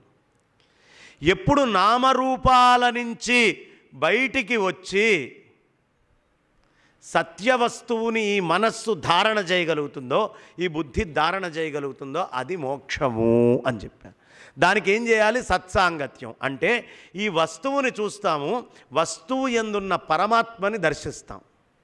ఆ వస్తువుని చూస్తాం, అందులో పరమాత్మను దర్శిస్తాం. ఇప్పుడు ఎక్కువ తక్కువ, కులమత భేదాలు, నేను ఎక్కువ వాడు తక్కువ, వాడు ధనికుడు వీడు బీదవాడు, వాడు అలా గొప్పవాడు వీడు ఇలా గొప్పవాడు, ఇన్ని ఆలోచనలు మనం చేస్తామా అండి? ఇన్ని ఆలోచనలు ఎప్పుడు చేయము అంటే, అంతటా పరమాత్మని దర్శించినటువంటి వాడికి భేదబుద్ధి ఉండదు. భేదబుద్ధి ఎవడికి వస్తోంది? ఎవడు రూపాన్ని రూపంగా చూస్తాడో వాడికి భేదబుద్ధి. మహాత్ములైనటువంటి యతీశ్వరులు, శృంగగిరి జగద్గురువులు, అనంతశ్రీ విభూషితులు, శ్రీ శ్రీ శ్రీ భారతీ తీర్థ మహాస్వామి చరణులు, శ్రీ శ్రీ శ్రీ విధుశేఖర భారతి మహాస్వామి చరణులు, వాళ్ళందరూ చూసేటటువంటి వేదాంతం ఇది. వాళ్ళన్నిటి యందునూ సమదృష్టిని చూస్తూ ఎవరికి ఏం కావాలో అది ఆశీర్వదిస్తున్నట్టుగా ఉంటారు. కానీ కేవల సమదృష్టితోటే వాళ్ళు ఉంటారు. ఇది శంకర భగవత్పాదాచార్యుల వారు పరంపరగా మనకిస్తున్నటువంటి అద్వైత జ్ఞానము. ఒకళ్ళు ఎక్కువ ఒకళ్ళు తక్కువ అనేటటువంటి భావనే మన అజ్ఞానానికి పరాకాష్ఠ. అది వాళ్ళు ఆచరించేటటువంటిది. అందుకనే వాళ్ళ గురించి చెప్పేటప్పుడు ఇందాక మనం ఆరంభం చేసినప్పుడు నకర్మణా నః ప్రజయా ధనేన త్యాగేనైకేన మృతత్వమానసు. త్యాగము అనేటటువంటి లక్షణం ప్రధానంగా ఉండాలి. వాళ్ళు ఏం త్యాగం చేశారండి? సంసారాన్ని త్యాగం చేశారు, తల్లిదండ్రుల్ని త్యాగం చేశారు, ఉండేటటువంటి ధనాలు సంపదలు ఏది వాళ్ళకు అవసరం లేదు. వాళ్ళు కేవలం భిక్షగా అంతా. వాళ్ళు వచ్చినప్పుడు ఓ జెడ్ కేటగిరీ సెక్యూరిటీ కనిపిస్తుంది, దగ్గరుండే మాకు తెలుస్తుంది, రాత్రి చాప మీద పడుకుంటారు. కింద ఎక్కడ ఉంటే అక్కడే చాప మీద వస్త్రం వేసుకొని పడుకుంటారు. తినేది ఒక పూట, 2 పూటలు కూడా భోజనం చెయ్యరు. పొద్దున 3:30కి నిద్ర లేస్తే రాత్రి ఎప్పుడు పడుకుంటారో తెలియదు. 11:30, 12 దాకా నేనున్న సందర్భాలు ఉన్నాయి. ఎప్పుడు పడుకున్నా 3:30కి లేస్తారు. ఒక్కరోజు వాళ్ళ జీవితం మనం గడపలేము. ప్రపంచంలో అన్నిటికంటే గొప్పది ఏదో తెలుసా అండి? త్యాగము. మనిషి గొప్పవాడు ఎలా అవ్వచ్చు? బాగా సంపాదించి గొప్పవాడు అవ్వచ్చు, లేదా ఉన్నది త్యాగం చేసి గొప్పవాడవచ్చు. బాగా సంపాదించి గొప్పవాడి గురించి ముందు ఆలోచిద్దాం. ఒక 25 లక్షల కోట్లు సంపాదించారు, కానీ ఈ ప్రపంచంలో ఇంకా సంపద ఉందే, నీకంటే ధనవంతుడున్నాడే, మళ్ళీ వాడు నీ ముందు కనిపిస్తున్నాడే. నువ్వు సంపాదించి ధనవంతుడు అవుదామనుకుంటే సృష్టిలో కావాల్సినంత సంపద ఉంది. కాబట్టి నువ్వెంత ప్రయత్నం చేసినా సంపాదించి గొప్పవాడివి కాలేవు. మరి ఏం చేసి గొప్పవాడు కావచ్చు? ఉన్నది త్యాగము చేసి, ఒక రంతిదేవుడిలాగా తనకి లేకపోయినా ఇంటి ముందరకొచ్చి యాచించినటువంటి వాడికి తను తినాల్సినటువంటి ద్రవ్యాన్నిచ్చి త్యాగము చేసి తాను మహానుభావుడయ్యాడు. త్యాగము ద్వారా. అందుకనే త్యాగేనైకేన మృతత్వమానసు అంటాం. త్యాగము అనేటటువంటిది మనల్ని చాలా గొప్పవాళ్ళని చేస్తుందండి. సంపాదన గొప్పవాళ్ళని చెయ్యదు ఎప్పుడు. ఎందుకు? ఈ ప్రపంచంలో కొల్లా గొప్ప త్యాగం ఉన్నటువంటి వాళ్ళు ఎవరు అనే ప్రశ్న ఎవరి మధ్యలో వచ్చింది? గుహుడు భరతుణ్ణి కూర్చోబెట్టుకున్నాడు. కంబరామాయణంలో విషయం నేను చెప్తోంది. గుహుడు భరతుణ్ణి కూర్చోబెట్టుకొని కైకా వీళ్ళందరూ, కౌసల్య, సుమిత్ర, ఈ ముగ్గురు కూడా అక్కడ ఉన్నారు. పడవ నడుపుతూ ఉన్నాడు గుహుడు. అయ్యా, అన్నిటికంటే గొప్పదేది అన్నాడు. త్యాగం చాలా గొప్పది అన్నాడు భరతుడు. మరి ఈ ప్రపంచంలోకెల్లా గొప్ప త్యాగి పేరు ఏదైనా నాకు చెప్తారా అని అడిగాడు. అడిగితే భరతుడు చెప్తాడు, అందరికంటే గొప్ప త్యాగము మా కౌసల్యమాతది అన్నాడు. అదేమిటండి, రాజపుట్టుక పుట్టి రాజ్యంలో ఉండి మహారాణి అయి ఉండి ఇప్పుడు కూడా నేను నడిపితే ఆవిడ పడవలో కూర్చుంది, ఆవిడ మహాత్యాగవంతురాలు ఎలా అయింది అంటే భరతుడు చెప్తాడు, చతుర్దశ భువన భాండాల్ని కన్నటువంటి తల్లి ఈ తుచ్చుడైనటువంటి భరతుడి కోసం అంత గొప్పదాన్ని త్యాగం చేసిందయ్యా, అంతకంటే త్యాగ సంపన్నుడెవరు? చతుర్దశ భువన భాండాల్ని కన్నవాడెవరు? బ్రహ్మ. ఆ బ్రహ్మదేవుణ్ణి కన్నవాడెవరు? ఆయన నాభి కమలంలోంచే కదా వచ్చినటువంటిది విష్ణుమూర్తి. ఆ విష్ణుమూర్తిని కన్నటువంటి తల్లి ఎవరు? కౌసల్యాదేవి. ఆవిడ ఈ తుచ్చుడైనటువంటి భరతుడి కోసము అంత మహత్తరమైనటువంటి సంపదని త్యాగం చేసిందయ్యా, ఈ తల్లి కంటే గొప్ప త్యాగి ఎవరు అన్నాడు. త్యాగము అనేటటువంటిది చాలా గొప్పదమ్మ. కాబట్టి త్యాగము చేయడము అనే దానివల్లే ఈ సమాజం మొత్తం నిల్చొని ఉంటుంది. ఈ సమాజం నిల్చోడానికి ప్రధానమైనటువంటి కారణం ఏమిటో తెలుసా? త్యాగం. మన ఋషులందరూ మన కోసం చేసినటువంటిది త్యాగమమ్మ. మన మహాత్ములందరూ మన కోసం చేసినటువంటిది త్యాగం. అలెగ్జాండరు ఈ గడ్డ మీదకి వచ్చాడు, ఓ మహానుభావుణ్ణి కలిశాడు. అయ్యా, నేను అటు రాజ్యము ఇటు రాజ్యము అన్నిటినీ సంపాదించుకున్నా నాకు సుఖం లేదు, నువ్వు ఒక గోచిగుడ్డ కట్టుకొని ఇక్కడ కూర్చొని ఇంత సుఖంగా ఉన్నావు, నీ సుఖానికి కారణం ఏమిటి అంటే, నువ్వు సంపాదించి గొప్పవాడివి అవుదాం అనుకుంటున్నావు, ఏలి గొప్పవాడివి అవుదాం అనుకుంటున్నావు, నేను అన్నీ వదిలిపెట్టాను కాబట్టి దేని మీద బెంగలేదు, చాలా సుఖంగా నేనున్నాను అని చెప్పి నువ్వేమనుకుంటున్నావు? రాజ్యం మీద నువ్వు మొత్తం భూమండలాన్నంతా సాధించాలి అని నువ్వు అనుకుంటున్నావు. ఇదిగో నీ ఎదురుగుండా అక్కడ ఒక కొబ్బరి మట్ట కనిపిస్తోంది కదా, ఈ మట్ట మీద అటు మూల కాలు వెయ్యి అన్నాడు. అటు పక్క నుంచి పైకి లేచింది. ఇటు పక్కన కాలు వెయ్యి అన్నాడు, అటు పక్కన లేచింది. రెండు పక్కల కాళ్ళు వెయ్యి అన్నాడు, మధ్యలో విరిగి పైకి లేచింది. నువ్వు అనుకుంటున్న పని ఇలాంటిదే నాయనా. నువ్వు ఎంత రాజ్యం సాధిద్దామనుకున్నా ఒక పక్కకి వెళ్తే ఇంకో పక్క లేస్తుంది, ఇంకో పక్కకి వెళ్తే ఇక్కడ లేస్తుంది. అసలు ఆ కోరిక అనేటటువంటిది ఏది ఉందో దానిని ఎలా అణుచుకోవాలి? ఇదే ధర్మరాజు కృష్ణుడు అడుగుతాడు, అయ్యా ఏమిటి నిన్ను ఇక్కడ ఆపుతున్నది ఏమిటి? అర్జునుణ్ణి ఒకసారి కృష్ణుడు చక్కగా అక్కడ కూర్చొని ఉన్నప్పుడు నీకు శత్రువేది అని అడిగాడు. అయ్యా కనిపిస్తుందంతా నా తాత, నాకు సంబంధించినటువంటి సోదరులు, నా గురువులు, నా బంధువర్గం అందరూ కనిపిస్తున్నారు, వీళ్ళని నేను చంపాలా అని అన్నప్పుడు, మరి నీకు శత్రువు ఎవరయ్యా వాళ్ళు కాకపోతే? రాజ్యకాంక్షయే శత్రువు నాకు, ఈ రాజ్యం కావాలి అనేటటువంటి కాంక్షే నా శత్రువు అయ్యా, మిగతాది ఏది నా శత్రువు కాదు అని ఆయన స్పష్టంగా చెప్తారు. కాబట్టి త్యాగము అనేటటువంటిది చాలా ప్రధానమైనటువంటిది. ఆ త్యాగము చాలా అవసరం. అయితే జ్ఞానం ఎప్పుడైనా బయటికి వచ్చేటప్పుడు సత్సాంగత్యంలో సకాలంలో దాన్ని ఒడిసిపెట్టుకొని దాచిపెట్టుకోవాలి. అలా సకాలంలో గనక మనం దాచిపెట్టుకోకుండా ముందరికి వెళ్తే చాలా నష్టపోతాం. ఒక సందర్భంలో ఇందాకే మహాభారతంలో మా నిష్టల నరసింహమూర్తి గారు ఒక అద్భుతమైన విషయాన్ని నాకు గుర్తు చేశారు. నేను కింద కూర్చొని ఉన్నప్పుడు, భారతంలో కృష్ణుడు చక్కగా భగవద్గీత మొత్తాన్ని బోధ చేశాడు. ఈ మొత్తము బోధ చేసిన తర్వాత ఆయన ప్రశాంతంగా అయిపోయింది, యుద్ధం అయిపోయింది. ఓ రోజు ఈవినింగ్ వాక్కి వెళ్తున్నారు మహాభారతంలో. ఈవినింగ్ వాక్కి నడుచుకుంటూ వెళ్తున్నప్పుడు మళ్ళీ కృష్ణుడిని అడుగుతాడు, బావా అప్పుడు ఏదో నాకు మంచి జ్ఞానాన్ని బోధించావు, ఒకసారి మళ్ళీ చెప్పు బావా అని అడుగుతాడు. అంటే ఆయన ఒక నవ్వు నవ్వుతాడండి. కృష్ణయ్య నవ్వు నవ్వి, ఇదేం గారడీ కాదు, ఇప్పుడు నీకు నేను చెప్పాల్సినటువంటి ఆ పరిస్థితి లేదు, ఇప్పుడు నన్ను అడుగుతున్నవాడు ఆ రోజున్నటువంటి అర్జునుడు కాదు, ఇప్పుడు తాపీగా తిని అన్నీ పూర్తి చేసుకొని ఈవినింగ్ వాక్కి వెళ్తూ నన్ను భగవద్గీత అంతా మళ్ళీ చెప్పమంటావా? ఆ రోజు అడిగినటువంటి అర్జునుడు ఎప్పుడు పుట్టుకొస్తాడో అప్పుడే ఆ రోజు చెప్పేటటువంటి కృష్ణుడు పుట్టుకొస్తాడు. అంతేగాని ఇదేదో ఊరికినే చెప్పుకుంటూ వెళ్ళేటటువంటి విషయం కాదు. ఆనాటి అర్జునుడిని బట్టి ఆనాటి కృష్ణుడు వస్తాడు తప్ప కృష్ణుడికి ఇలా ఉండాలి అలా ఉండాలి అని పరమాత్మకి ఏదీ లేదయ్యా. నీ మానసిక స్థితి అంత స్థాయికి ఎదిగితే నేను తప్పకుండా వస్తాను. ఆ రోజు ఒక యోగాన్ని నువ్వు సాధించి ఉన్నావు. ఏమిటి ఆ యోగము? నువ్వు సాధించి ఉన్నటువంటి యోగం ఏమిటి? మొట్టమొదటి యోగం ఏమిటండి? అర్జున విషాద యోగం. ఎక్కడైనా ఏడుపు యోగం అవుతుందా? ఏడిస్తే కూడా యోగం అని పేరు పెట్టారే దానికి. అంటే ఎవడి ముందు ఏడవాలో వాడి ముందు ఏడిస్తే యోగం అవుతుంది. కాబట్టి ఆనాడు నీకున్నటువంటి విషాదం నీ యోగం. ఈరోజు తిని పని పాట లేకుండా ప్రశాంతంగా పక్కన నడుస్తూ నాకు చెప్పు అని అడుగుతున్నావు.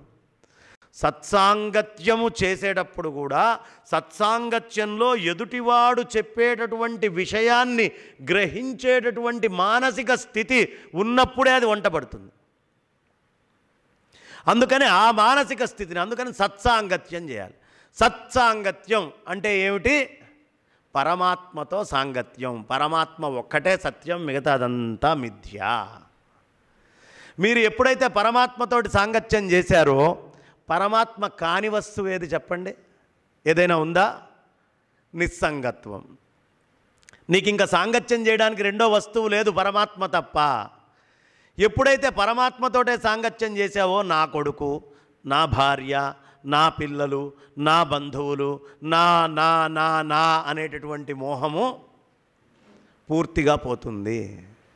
కాబట్టి ఎప్పుడైతే మీకు చక్కగా నిస్సంగత్వం వచ్చి నిర్మోహమైందో, మోహం అనేది పోతే చలించనటువంటి తత్వం, అది నేను ఒకటే అనే జ్ఞానం వస్తుంది.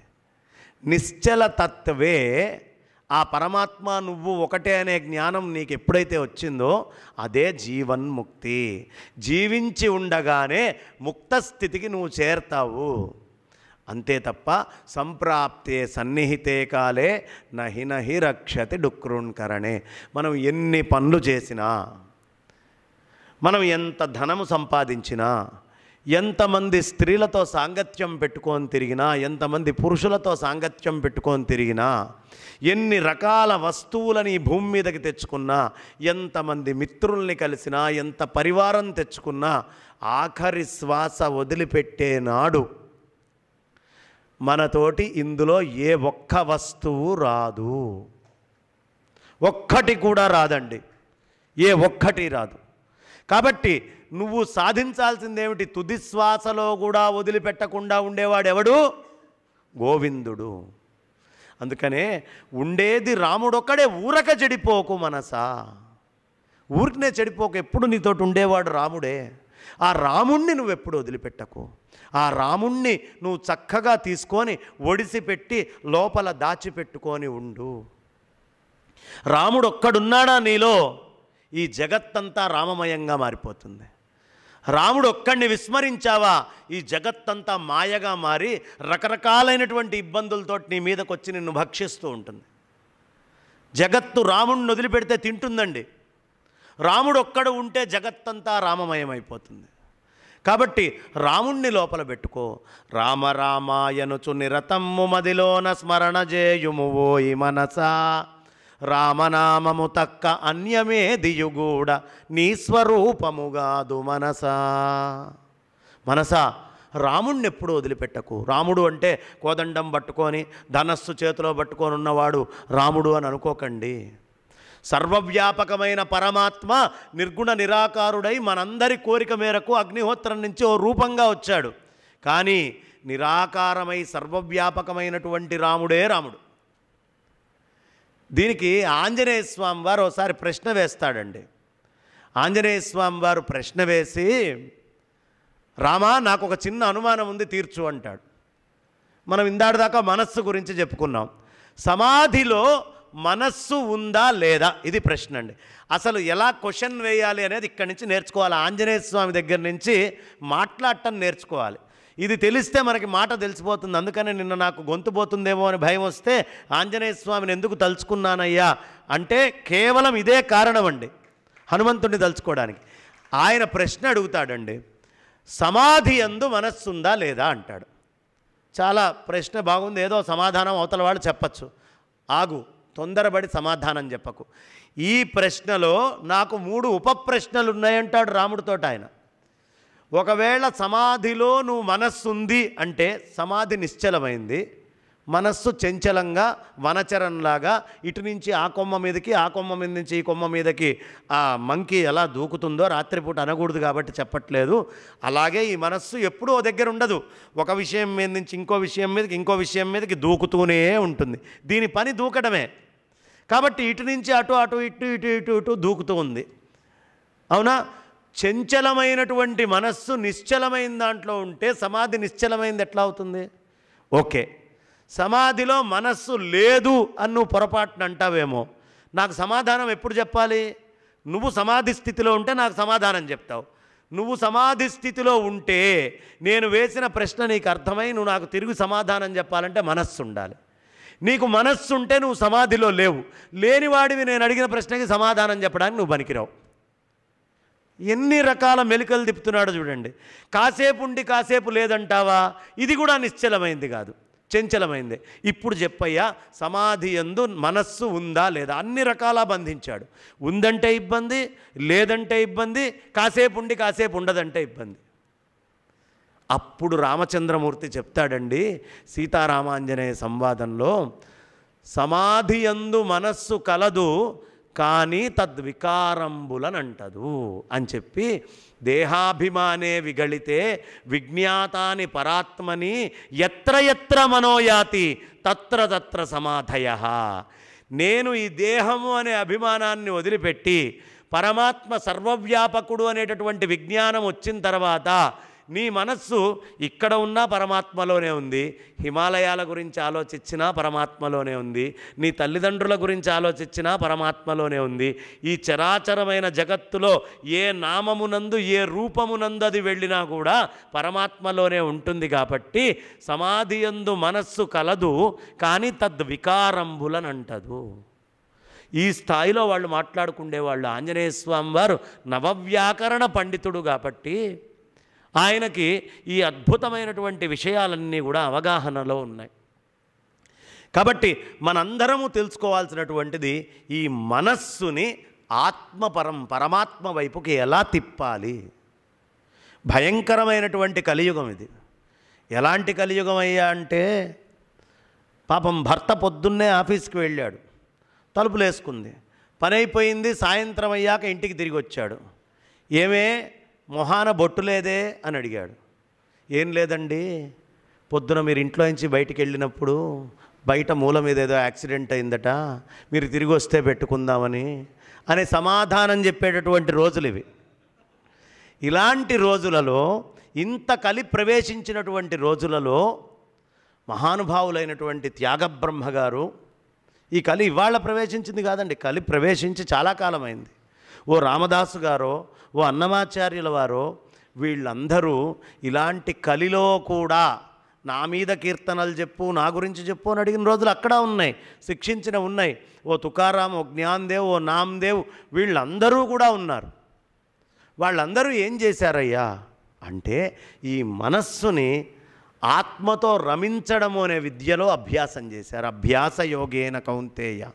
ఆ అభ్యాసం వచ్చి వైరాగ్యం అనేది కనుక మనకు వస్తే ఖచ్చితంగా మన మనస్సు కూడా పరమాత్మ మీద నిలుస్తుంది.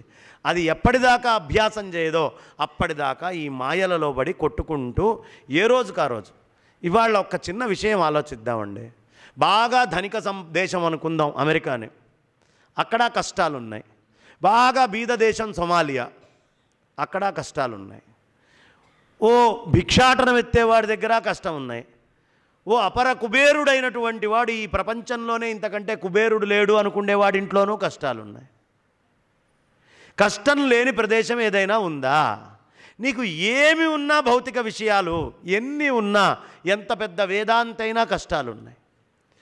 ఏం చేసినా కష్టము అనేటటువంటిది ఉంటుంది. ఇదే బుద్ధుడు మొట్టమొదట అతను ఆలోచించి, ఇక్కడ కష్టం ఉంది, రాజ్యంలో కష్టం ఉంది, ఎక్కడ చూసినా కష్టం ఉంది, ఈ కష్టము నుంచి బయటికి వెళ్ళటం ఎలా, అసలు ఈ కష్టము లేనటువంటి జీవితం ఎలా దొరుకుతుంది, ఎక్కడ కష్టం లేకుండా, డబ్బు వల్ల కష్టము అనేటటువంటిదేం లేకుండా పోవట్లేదు, పోనీ బలగం వల్ల కష్టం లేకుండా పోవట్లేదు, భార్య సంతానం వల్ల కష్టం లేకుండా పోవట్లేదు, మనం సంసారంలో చుట్టుపక్కల జనాల వల్ల కష్టం లేకుండా పోవట్లేదు. ఏది చేస్తున్నా కష్టం ఉంటుంది. ఈ కష్టము ఎవరి స్థాయికి తగ్గట్టు వాళ్ళకు వస్తుంది. ఈ కష్టాలన్నిటి నుంచి బయటపడాలి అంటే ఏదైనా ఒక మార్గం ఉందా అంటే నువ్వు ఆత్మ చైతన్య స్థితికి వెళ్తే తప్ప ఈ ప్రపంచంలో కష్టము నుంచి బయటపడలేవు. కష్టము నుంచి బయటపడాలి అంటే పరమాత్మ యొక్క నిజతత్వాన్ని మనం తెలుసుకుంటేనే కష్టంలోంచి బయటపడతాం, లేకపోతే కష్టంలోంచి బయటికి రాలేం. అందుకనే సత్సాంగత్యం. ఈ సత్సాంగత్యం అనేటటువంటిది చెయ్యాలి అంటే భగవన్ నామస్మరణ చెయ్యాలి. భగవన్ నామము అనేటటువంటిది మనం ఆగకుండా చేస్తే మన చిత్తము అనేటటువంటిది పాప పంకిలం నుంచి శుద్ధమవుతుంది. ఎవడి చిత్తము శుద్ధమవుతుందో వాడి మనస్సుకి జ్ఞానము హత్తుకుంటుంది. జ్ఞానం మనస్సుకి హత్తుకోవాలి, జ్ఞానం మనస్సులోకి దిగి ఉండాలి, ఆ జ్ఞానాన్ని నేను సముపార్జన చేయాలి అనేటటువంటి ఉద్దేశ్యము ప్రతివాడికి ఉంటుంది. కానీ ఎవడి చిత్తము నిర్మలంగా ఉంటుందో వాడికి మాత్రమే ఈ జ్ఞానం పడుతుంది. చిత్తం నిర్మలంగా ఉండాలి అంటే దానికి తగ్గటువంటి పరిస్థితిని ఏర్పాటు చేయాలి. అందుకనే పాపం బాగా సంపద ఉన్నటువంటి ఒక ఆయన అనుకోకుండా ఒక రోజున అడవిలోకి వెళ్తున్నాడు. అక్కడ ఒక సాధు పుంగవుడు వర్తకం నిమిత్తం వెళ్తున్నాడు. ఓ సాధువు కూర్చొని చక్కగా ఆనందంగా ప్రశాంతంగా ఇలా కూర్చొని తపస్సు చేసుకుంటుంటే ఆ సాధువుని అందరూ అడిగారు. ఈ వర్తకుడు వెళ్ళి అడిగాడు, అయ్యా నాకు కొంచెం ఏదైనా మంత్రాన్ని ఉపదేశించండి అన్నాడు. ఇప్పుడు కాదు వారం ఆగిరా అన్నాడు. ఆ వర్తకుడు వారం ఆగి వచ్చాడు. వారం తర్వాత వస్తే ఇప్పుడు కాదు ఇంకొక నెల ఆగిరా అన్నాడు. మళ్ళీ వెళ్ళాడు, నెలాగొచ్చాడు. ఇప్పుడు కాదయ్యా ఒక 45 రోజులు ఆగిరా అన్నాడు. మళ్ళీ వెళ్ళాడు, మళ్ళీ వచ్చాడు. అట్లా 10 సార్లు తిరిగాడు. 10వ ఒళ్ళు మండి మంత్రం ఇస్తే ఇయ్యి లేకపోతే లేదు, ఇంత దిప్పించుకుంటావేమయ్యా అని గట్టిగా అరిచాడు. అప్పుడు ఆయన అన్నాడు, నేను మీ ఇంటికి భోజనానికి వస్తాను, నాకు రేపు భోజనం ఏర్పాటు చేయొచ్చు, మంత్రం తర్వాత చూద్దాం. సరే ఆయన భోజనానికి మరుసటి రోజున ఇంటికి వెళ్ళాడు.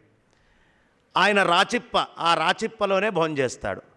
ఆ రాచిప్పలో ఇసుక పోసాడు. బాగా ఇసుక పోసుకొని తీసుకొని వెళ్ళాడు. అమ్మ ఈ రాచిప్పలో అన్నం పెట్టమ్మా, నేను తింటాను. ఈ రాచిప్ప కడిగి తెస్తానండి అంది ఆ తల్లి. అబ్బెబ్బే కడిగితే నేను తినను. మరి అంతా ఇసుక ఉందండి, దీంట్లో అన్నం ఎలా పెట్టమంటారు, నేను పెట్టను అంది.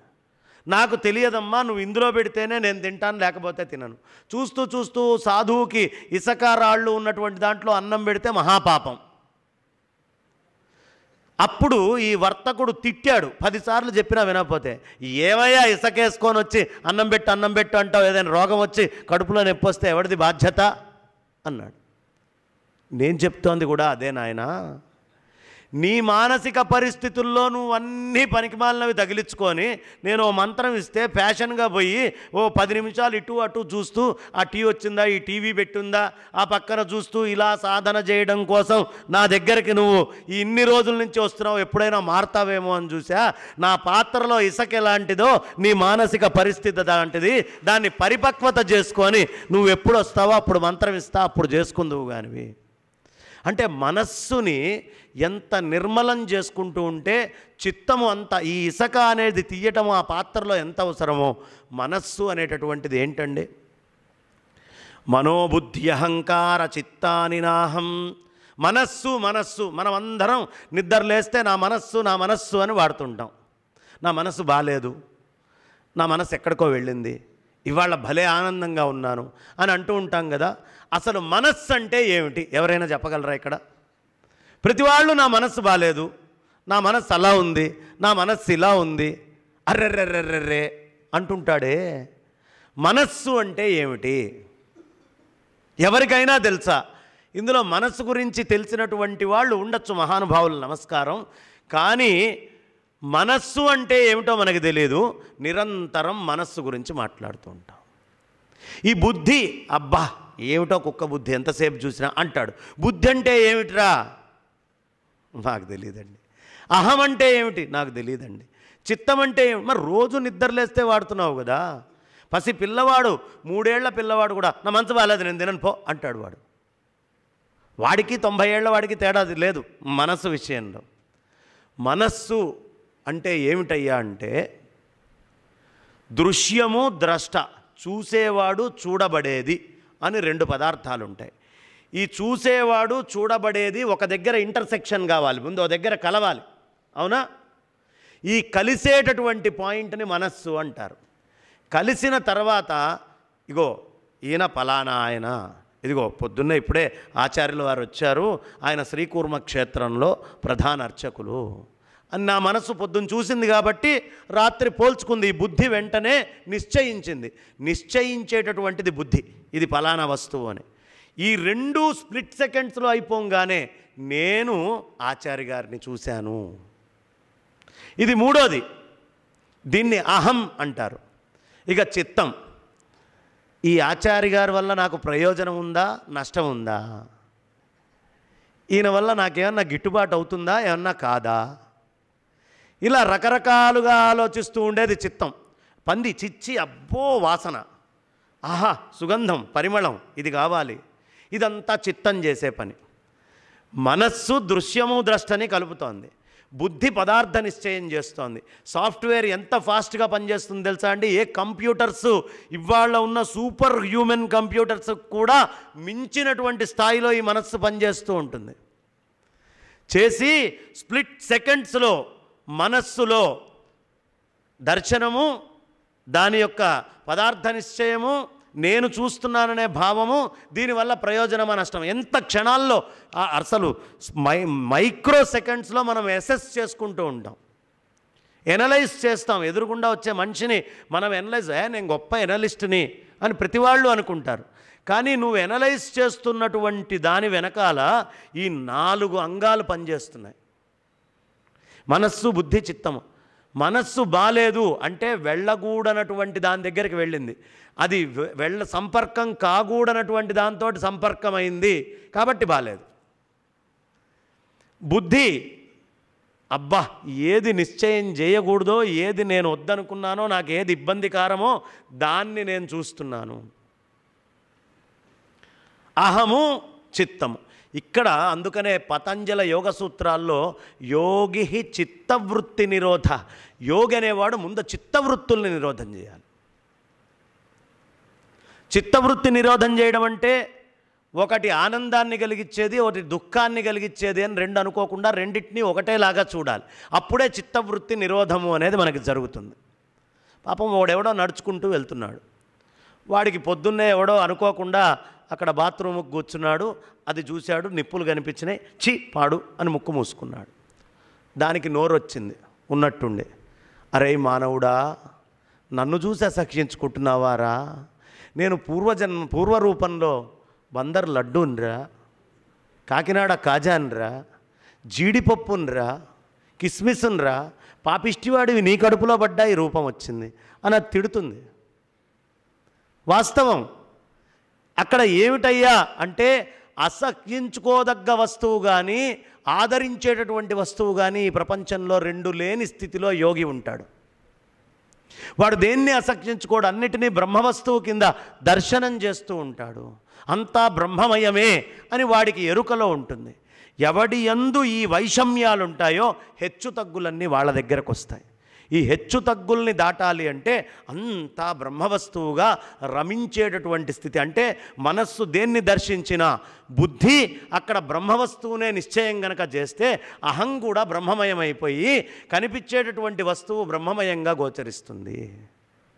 ఇంత ప్రాసెస్ మన శరీరం లోపల జరుగుతూ ఉంటుంది ఎప్పుడూ కూడా. అందుకని సత్సాంగత్యం చేయి అన్నారు. ఈ సత్సాంగత్యం చేయకుండా ధ్యాయతే విషయాన్ పుంసః, అనేక విషయాల్ని ధ్యానం చేస్తూ ఉంటే, ప్రపంచంలో ఉండే విషయాలన్నింటినీ నువ్వు చూడాలి అనుకుంటే సంగస్తేషు ఉపజాయతే, వాటి సాంగత్యం నీకు వస్తుంది. సంగాత్ సంజాయతే కామం, దేనితోటి సాంగత్యం ఎక్కువ అవుతుందో దాని మీద కోరిక మనకి విశేషంగా పెరుగుతూ పోతుంది. కామాత్ క్రోధోభిజాయతే, ఆ కోరిక తీరలేదనుకోండి వెంటనే మనిషికి ఏమొస్తుంది, ఎక్కడ లేని కోపం వస్తుంది. వస్తుందా రాదా? సంగాత్ సంజాయతే కామం, కామాత్ క్రోధోభిజాయతే, క్రోధాత్ భవతి సమ్మోహ. కోపం వచ్చిన వాడికి ఒక తెలియని మోహం కమ్ముతుందండి. వాడు ఎక్కడ ఉన్నాడు, ఎవరి మధ్యలో ఉన్నాడు, ఏం చేస్తున్నాడు, ఎలాంటి పని చేస్తున్నాడు, ఇవన్నీ కూడా మర్చిపోతాడు. క్రోధాత్ భవతి సమ్మోహ. ఎప్పుడైతే మోహం మనలోకి వచ్చిందో సమ్మోహాత్ స్మృతి విభ్రమ. మనకుండే మంచి మంచి జ్ఞాపకాలు, వాళ్ళతోటి మనకు జరిగినటువంటి మంచి అన్నీ మర్చిపోతాం. స్మృతి విభ్రమ, స్మృతిభ్రంశాత్. ఆ మంచిని ఎప్పుడైతే మర్చిపోయాడో, కేవలం కోపాన్నే ఎప్పుడైతే లోపల ఉంచుకున్నాడో, స్మృతిభ్రంశాత్ బుద్ధినాశ. బుద్ధి పాడైపోతుంది. బుద్ధినాశాత్, ఒక్కసారి బుద్ధి పాడైపోయిందనుకోండి, ప్రణశ్యతి, వాడు సర్వనాశనం అయిపోతాడు. కాబట్టి ఎక్కడ మనం జాగ్రత్త పడాలి, ఏ విషయాలతోటి సాంగత్యం ధ్యాయతే విషయాన్ పుంసః, ఏ విషయాలతోటి మనం సాంగత్యం చెందుతున్నామో ఆ స్థాయిలో జాగ్రత్తగా ఉండాలి. అక్కడ బ్రహ్మవస్తువుగా నువ్వు మార్చావా, నీకు ప్రణశ్యతి అనేటటువంటి శబ్దం ఉండదు. ప్రణతే ఉంటుంది, అంత ఆత్మమయంగా మారి ఉంటుంది. కాబట్టి మనము ఎక్కడ మనల్ని మనం బాగు చేసుకోవాలి అంటే, మొట్టమొదటి దశ ఏదైతే ఈ కాంటాక్ట్, దృశ్యము ద్రష్ట రెండు కలుస్తున్నాయో ఆ స్థాయిలోనే మనం జాగ్రత్తగా రిఫైన్ చేసుకుంటే ఆనందంగా ఉంటాము. ఇది చాలా అవసరం. అంతేగాని ఈ ధనమో ఈ స్త్రీలో ఇవన్నీ ఆలోచిస్తూ పోతే ఉపయోగం లేదండి.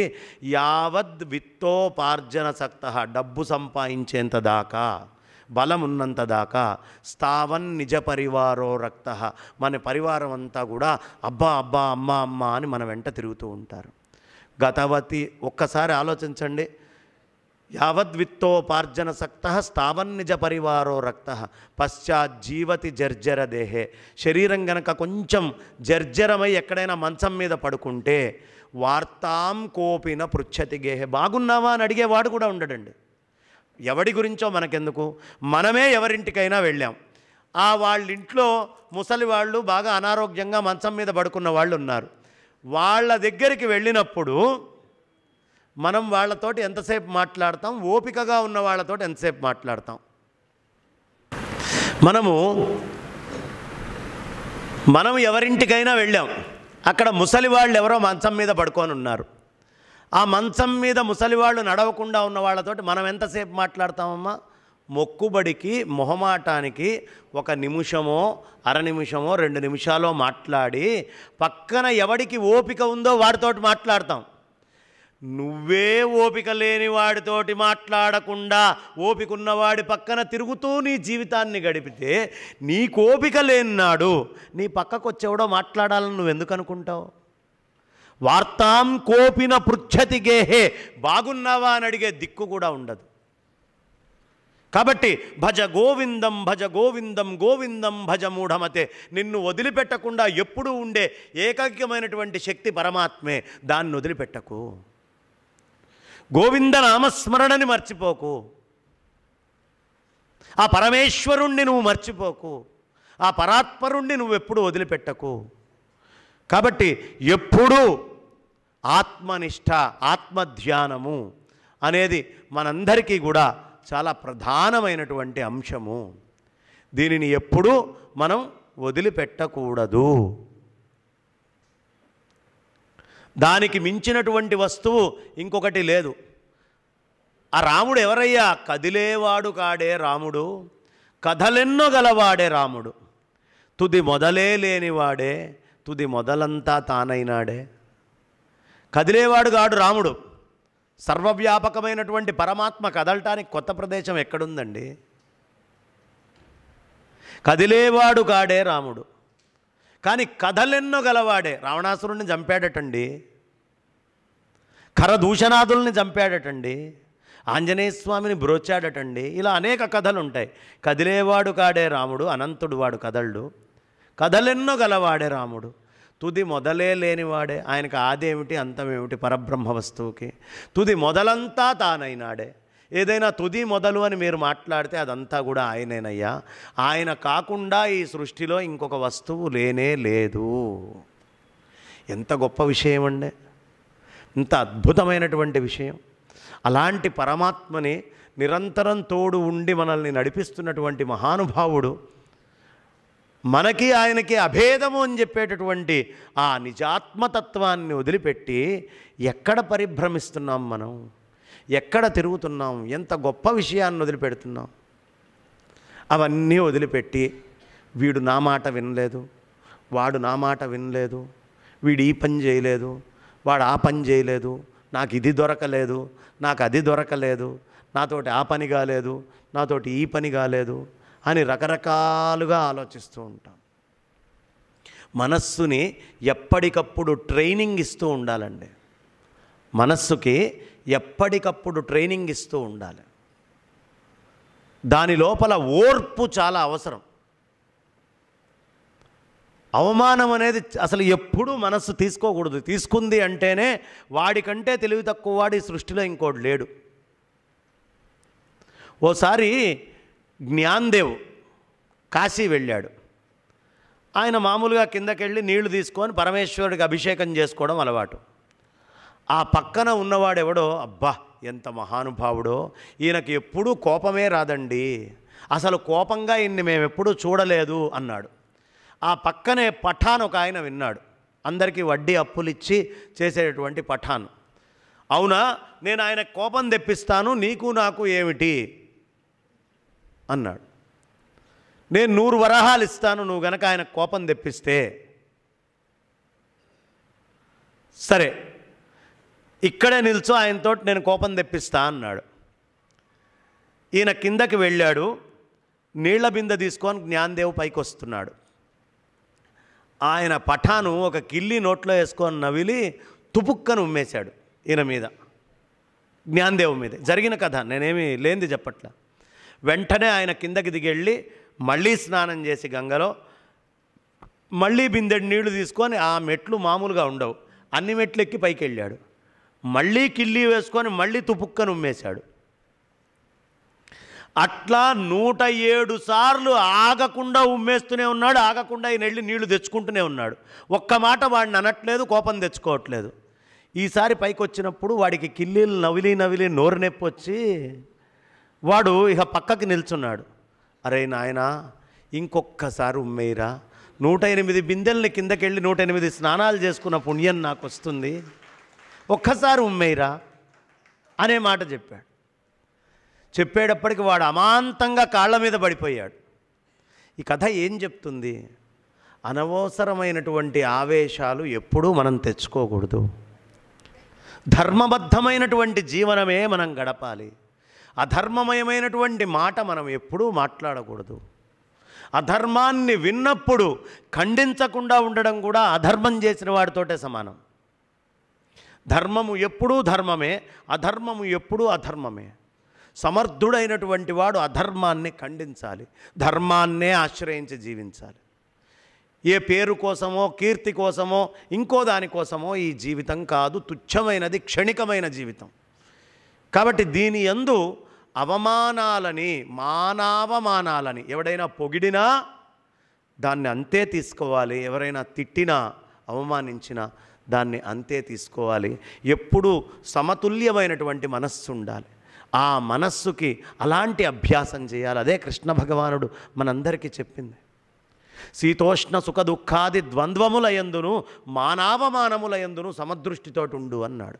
ఎప్పుడు ఉండగలడండి ఎవడైనా? శీతము ఉష్ణము సమదృష్టిలో ఎవడైనా ఉండగలడా? మానము అవమానము ఈ రెండిట్లో సమదృష్టితో ఎప్పుడు ఉండగలడు? మానము వస్తున్న ప్రదేశము నుంచి, అవమానం వస్తున్నటువంటి ప్రదేశము నుంచి, శీతము వస్తున్నటువంటి ప్రదేశము నుంచి, ఉష్ణం వస్తున్నటువంటి ప్రదేశము నుంచి, అన్ని చోట్ల నుంచి ఒకే బ్రహ్మవస్తు దర్శనం చేయగలిగిన వాడు మాత్రమే ఆ స్థితిలో ఉండగలడు, ఇంకెవడు ఉండలేడు. కాబట్టి అలాంటి బ్రహ్మవస్తువుని నువ్వు నిరంతరం దర్శిస్తూ ఉండు. అప్పుడు నీ మనస్సు శుద్ధి అవుతూ ఉంటుంది, స్ఫుటం పెట్టినటువంటి బంగారంలాగా తయారవుతూ ఉంటుంది. ఎప్పుడు దీనికి చక్కటి బోధ చేస్తూ ఉండాలి, మంచి మాటలు చెప్తూ ఉండాలి. నాకు ఆ వెళ్తున్నటువంటి ఇద్దరు చిట్టి తల్లుల్ని చూస్తే ఆనందం వేస్తోంది. ఆ వయస్సులో పిల్లలు ఇంతసేపు కూర్చొని వినడము అనేది ఎక్కడ లేని ఆనందం కలుగుతుంది. గట్టిగా నాన్న మీ పనిలో మీరు ఉండండి, గట్టిగా కరతాళ ధ్వనులు. ఆ వయస్సు వాళ్ళకు అవసరమండి వేదాంతము, ఈ జ్ఞానము. ఎవరికో బాగా ఇదైపోయి ఇప్పుడు నేను చెప్పినా కూడా మనకి మతిమరుపు కాస్త 70 దాటాక 60 దాటాక 70 దాటాక పెరుగుతుంది కదా. నేను చెప్పినవి తొందరగా మర్చిపోతారు, కానీ చిన్న వయసులో నేర్చుకున్నవి చాలా కాలం దాకా ఉంటాయి. ఆ వయస్సులో పిల్లలకి జ్ఞానాన్ని అందించాలి ఈ సమాజం. అందిస్తే ఈ ధర్మం నిల్చొని ఉంటుంది, లేకపోతే ఈ ధర్మము నిలబడదు. ధర్మానికి వాళ్ళ ఎక్కడ లోటు వస్తుందంటే పిల్లల్ని తీసుకురావట్లేదు, వాళ్ళకి అవసరం. పిల్లల్ని మీరు తీసుకొచ్చారనుకోండి, ఈ మనస్సు అనేటటువంటిది స్వస్థితిలో ఉండాలి. స్వస్థితిలో ఉండకుండా అటు ఇటు ఎటైనా కూడా ఇబ్బందే. మానవమానాల నుంచి సమానంగా ఉండడం అంటే ఏమిటి? స్వస్థితిలో లేకపోవటం వల్ల మానవమానాలు వస్తున్నాయి. అంటే ఒక నీళ్లున్నాయి, నీళ్లల్లో మీరు హీటర్ పెట్టారు. హీటర్ పెట్టేటప్పటికీ అది దాని స్వస్థితి, అది వేడెక్కిపోతుంది నీరు, అవునా? ఇక తట్టుకోలేనంత వేడికి అయితే అది ఇవాపరేట్ అయ్యి వెళ్ళిపోతుంది. లేదా మీరు స్విచ్ ఆపేస్తే తనకి తాను తన స్వస్థితికి మళ్ళీ దిగిపోతుంది, అవునా? ఈ నీరు మంచుగడ్డ కింద మీరు మార్చారు. ఆ మంచుగడ్డగా ఉన్నప్పుడు బిగుసుకొని ఉంటుంది, కానీ అది ఎప్పుడు స్వస్థితికే రావాలని కోరుకుంటుంది. మళ్ళీ దాని ఒరిజినల్ షేపుకే అది రావాలి అని కోరుకుంటుంది. మన మనస్సు కూడా విషయాలు అనేటటువంటి మంట పెట్టినా, విషయాలు అనేటటువంటిగా ఘనీభవించేటటువంటి విషయాలుగా మీరు తీసుకొని వచ్చినా అది అయితే దహిస్తుంది, లేకపోతే బిగుసుకుంటుంది. కానీ దానిని ఏమీ చేయకుండా మీరు వదిలేస్తే దానంతటా అది స్వస్థితికి వస్తుంది. ఆ స్వస్థితికి రావడమే మానవమానాల నుంచి దూరం ఉండడము. అంటే ప్రతిదానికి ఒక ఉదాహరణ కావాలి కదా, అందుకని ఈ ఉదాహరణ నేను చెప్తోంది. స్వస్థితిలో మనస్సు ఉండాలి. ఎంతసేపు ఉన్నా బయట విషయాల మంట పెట్టి నాకేమిటో ప్రశాంతత దొరకట్లేదు, నాకేమిటో ఇబ్బందిగా ఉంది, అన్ని కష్టాలు నాకే వస్తాయే, ఇబ్బందులన్నీ నన్నే ఆశ్రయిస్తాయే, ప్రపంచంలో ఇంతమంది ఉన్నారు కదా, ఎవడి కష్టం ఎవడికి తెలుసు? కష్టం లేనివాడు ఎవడూ లేడు. ఎందుకంటే ప్రతివాడు మంట పెట్టుకుంటున్నాడు, లేకపోతే ప్రతివాడు బిగుసుకొని ఐసుగడ్డలాగా మారుతున్నాడు. ఒక్క బ్రహ్మజ్ఞానం కలిగిన వాడు మాత్రమే సమస్థితిలో ఉంటాడు. సమస్థితి ఎప్పుడూ మన మనస్సు ఎందుకు వేడివేడిగా ఉందంటే సమస్థితికి రావాలనే కోరిక ఉంటుంది. అబ్బా నా పాత రోజులు నాకుంటే బాగుండు అంటే ఏమిటి? అది ఎప్పుడూ చక్కగా ప్రశాంతంగా ఉండాలి. అలా నువ్వు నీ అంతటా నువ్వు ఉంచలేకపోతున్నావు కాబట్టే భగవంతుడు నిద్ర అనేది ఒకటిచ్చి మానము అవమానము రెండిటి నుంచి దూరం చేస్తున్నాడు. నిద్రపోయేవాడి దగ్గరికి వెళ్ళండి, నీ కళ్ళది, నీ ముక్కిది, నీ చెవిది, నీ జుట్టిది, నీ అంత అందంగా ఉంటావు, నీ మాటకార్తనం అని 100 పొగడండి, వాడికి ఏమిటి ప్రయోజనం? లేదు you idiot, you rascal, you brute. వాడా బ్రూట్, వీడా నిద్రపోయేవాడిని తిట్టేవాడు. కాబట్టి మనస్సుని మనము సమస్థితిలో ఉంచుకోలేకపోతున్నాం కాబట్టి భగవంతుడు నిద్ర అనేటటువంటి ఒక వరాన్ని మనకిచ్చాడు. ఆ నిద్ర అనేటటువంటిది కూడా పట్టనంత విషయాలు నువ్వు తెచ్చుకుంటే భగవంతుడు కూడా నిన్నేం చేయలేడు. ఊరికినే ఆవహించుకుంటూ ఉంటాం, అవసరం లేని విషయాలన్నీ మనకే కావాలి, అన్నీ మన ఒంటి మీదకే రుద్దుకుంటాం, ప్రతి ఒక్కటి రుద్దుకుంటాం. ఎక్కడ లేనటువంటి ఇబ్బందులన్నిటినీ కోరి మనమే తెచ్చుకుంటున్నాం. ఎవడు బొమ్మన్నాడయ్యా? చెప్పాక ధ్యాయతే విషయాన్ పుంస సంగస్తే శూపజాయతే సంగాత్ సంజాయతే కామం కామాత్ క్రోధో విజాయతే అని. వినవే? కాబట్టి మనందరికీ ఒక గురువు అవసరం. ఏనాడు ఆదిశంకర భగవత్పాదాచార్యుల వారి వాంగ్మయాన్ని మనం ఆశ్రయిస్తామో ఆనాడు సమస్థితి మనకి వచ్చి తీరుతుంది. అప్పటిదాకా వచ్చే అవకాశం లేదు. ఎంత బాగా చెప్తారో చూడండి శంకరాచార్యులు వారు. మనమంతా డబ్బు డబ్బు డబ్బు అనుకుంటాం, అర్థం అనర్థం. భావయ నిత్యం నాస్తి తతస్సుఖ లేశః సత్యం పుత్రాదపి ధన భాజాం భీతి సర్వత్రైషా విహితా రీతి. అర్థము అనేటటువంటిది అనర్థం అనే ప్రయోగం చేశారు శంకర్లు. ఎలా? మీలో ఎవరైనా పెళ్లి సంబంధం మాట్లాడటానికి వెళ్ళారు. ఆ తండ్రికి కోట్ల రూపాయల ఆస్తి ఉంది, ఒక్కతే కూతురు. మొట్టమొదట పెళ్లి కొడుక్కి వచ్చి మీరేం చెప్తారు? లేదా ఒక్కడే కొడుకు, కోట్ల రూపాయల ఆస్తి ఉంది, పెళ్లి కూతురు ఇంటికి వెళ్ళి సంబంధం గురించి చెప్పాలి. కోట్ల రూపాయల ఆస్తి ఉంది, ఓడే కొడుకు అంటే మీరు మాట్లాడుతోంది పెళ్ళా, ఆ పైన ఉన్న వాళ్ళ చావా? అర్థం అనర్థం. మనమందరం చేసే పనే, ఎవడో బయటవాడు చేసేదే మనకెందుకు నవ్వు వచ్చింది? మన ఆలోచన విధానమే మనం చెప్పుకుంటున్నాం. నేను కూడా ఉన్నా. అర్థం అనర్థం భావయ నిత్యం. మనం నిత్యం నిత్యమని భావిస్తూ ఉంటాం. నాస్తి తతసుఖ లేశ సత్యం. లేశమాత్రమైన సుఖం కూడా అందులో లేదు. పుత్రాదపి ధనభాజాం భీతి.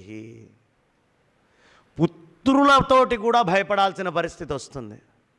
సర్వత్రైషా విహితారీతి. అంతటా ఇదే ఉందయ్యా. ఏది నిన్ను కాపాడదు, ధనం కాపాడుతుంది అనుకుంటున్నావేమో. కన్న కొడుక్కి భయపడాలి. మీరు చూడండి, కాస్త వృద్ధాప్యం రాగానే వాడు ఆలోచిస్తూ ఉంటాడు, ఈ ఇంట్లో నా వాటా ఎంత? తండ్రి ఇక్కడే ఉన్నాడు, నాకెంత భాగం వస్తుంది? మా అన్నయ్యది ఎంత? ఓహో, మా నాన్న ఇది కొన్నాడనమాట. అంటే దేన్ని ఆలోచిస్తున్నావు నువ్వు? నీ ఆలోచన ఏమిటి? అమ్మ మెళ్ళలో బ్రహ్మాండమైన గొలుసు వేసుకుంది, కోడలు కూతురు ఆలోచిస్తుంటారు, గొలుసు నాదే. అంటే ఏంటి? ఎంత దుర్మార్గమైన ఆలోచనల్లో మనం ఉంటున్నాం. అర్థం అనర్థం కాకపోతే ఏమనాలి? పైపెచ్చు నువ్వేదో ఆస్వాదిస్తావు అనుకుంటావు, ఆ గొలుసు నీ మెళ్ళలో వేసుకున్నప్పుడు నీ కోడలు అదే ఆలోచించేది. పుత్రాదపి ధనభాజాం భీతి. కన్న కొడుకు కూడా అదే ఆలోచిస్తాడు. తండ్రి ఉండగానే ఆలోచిస్తాడు.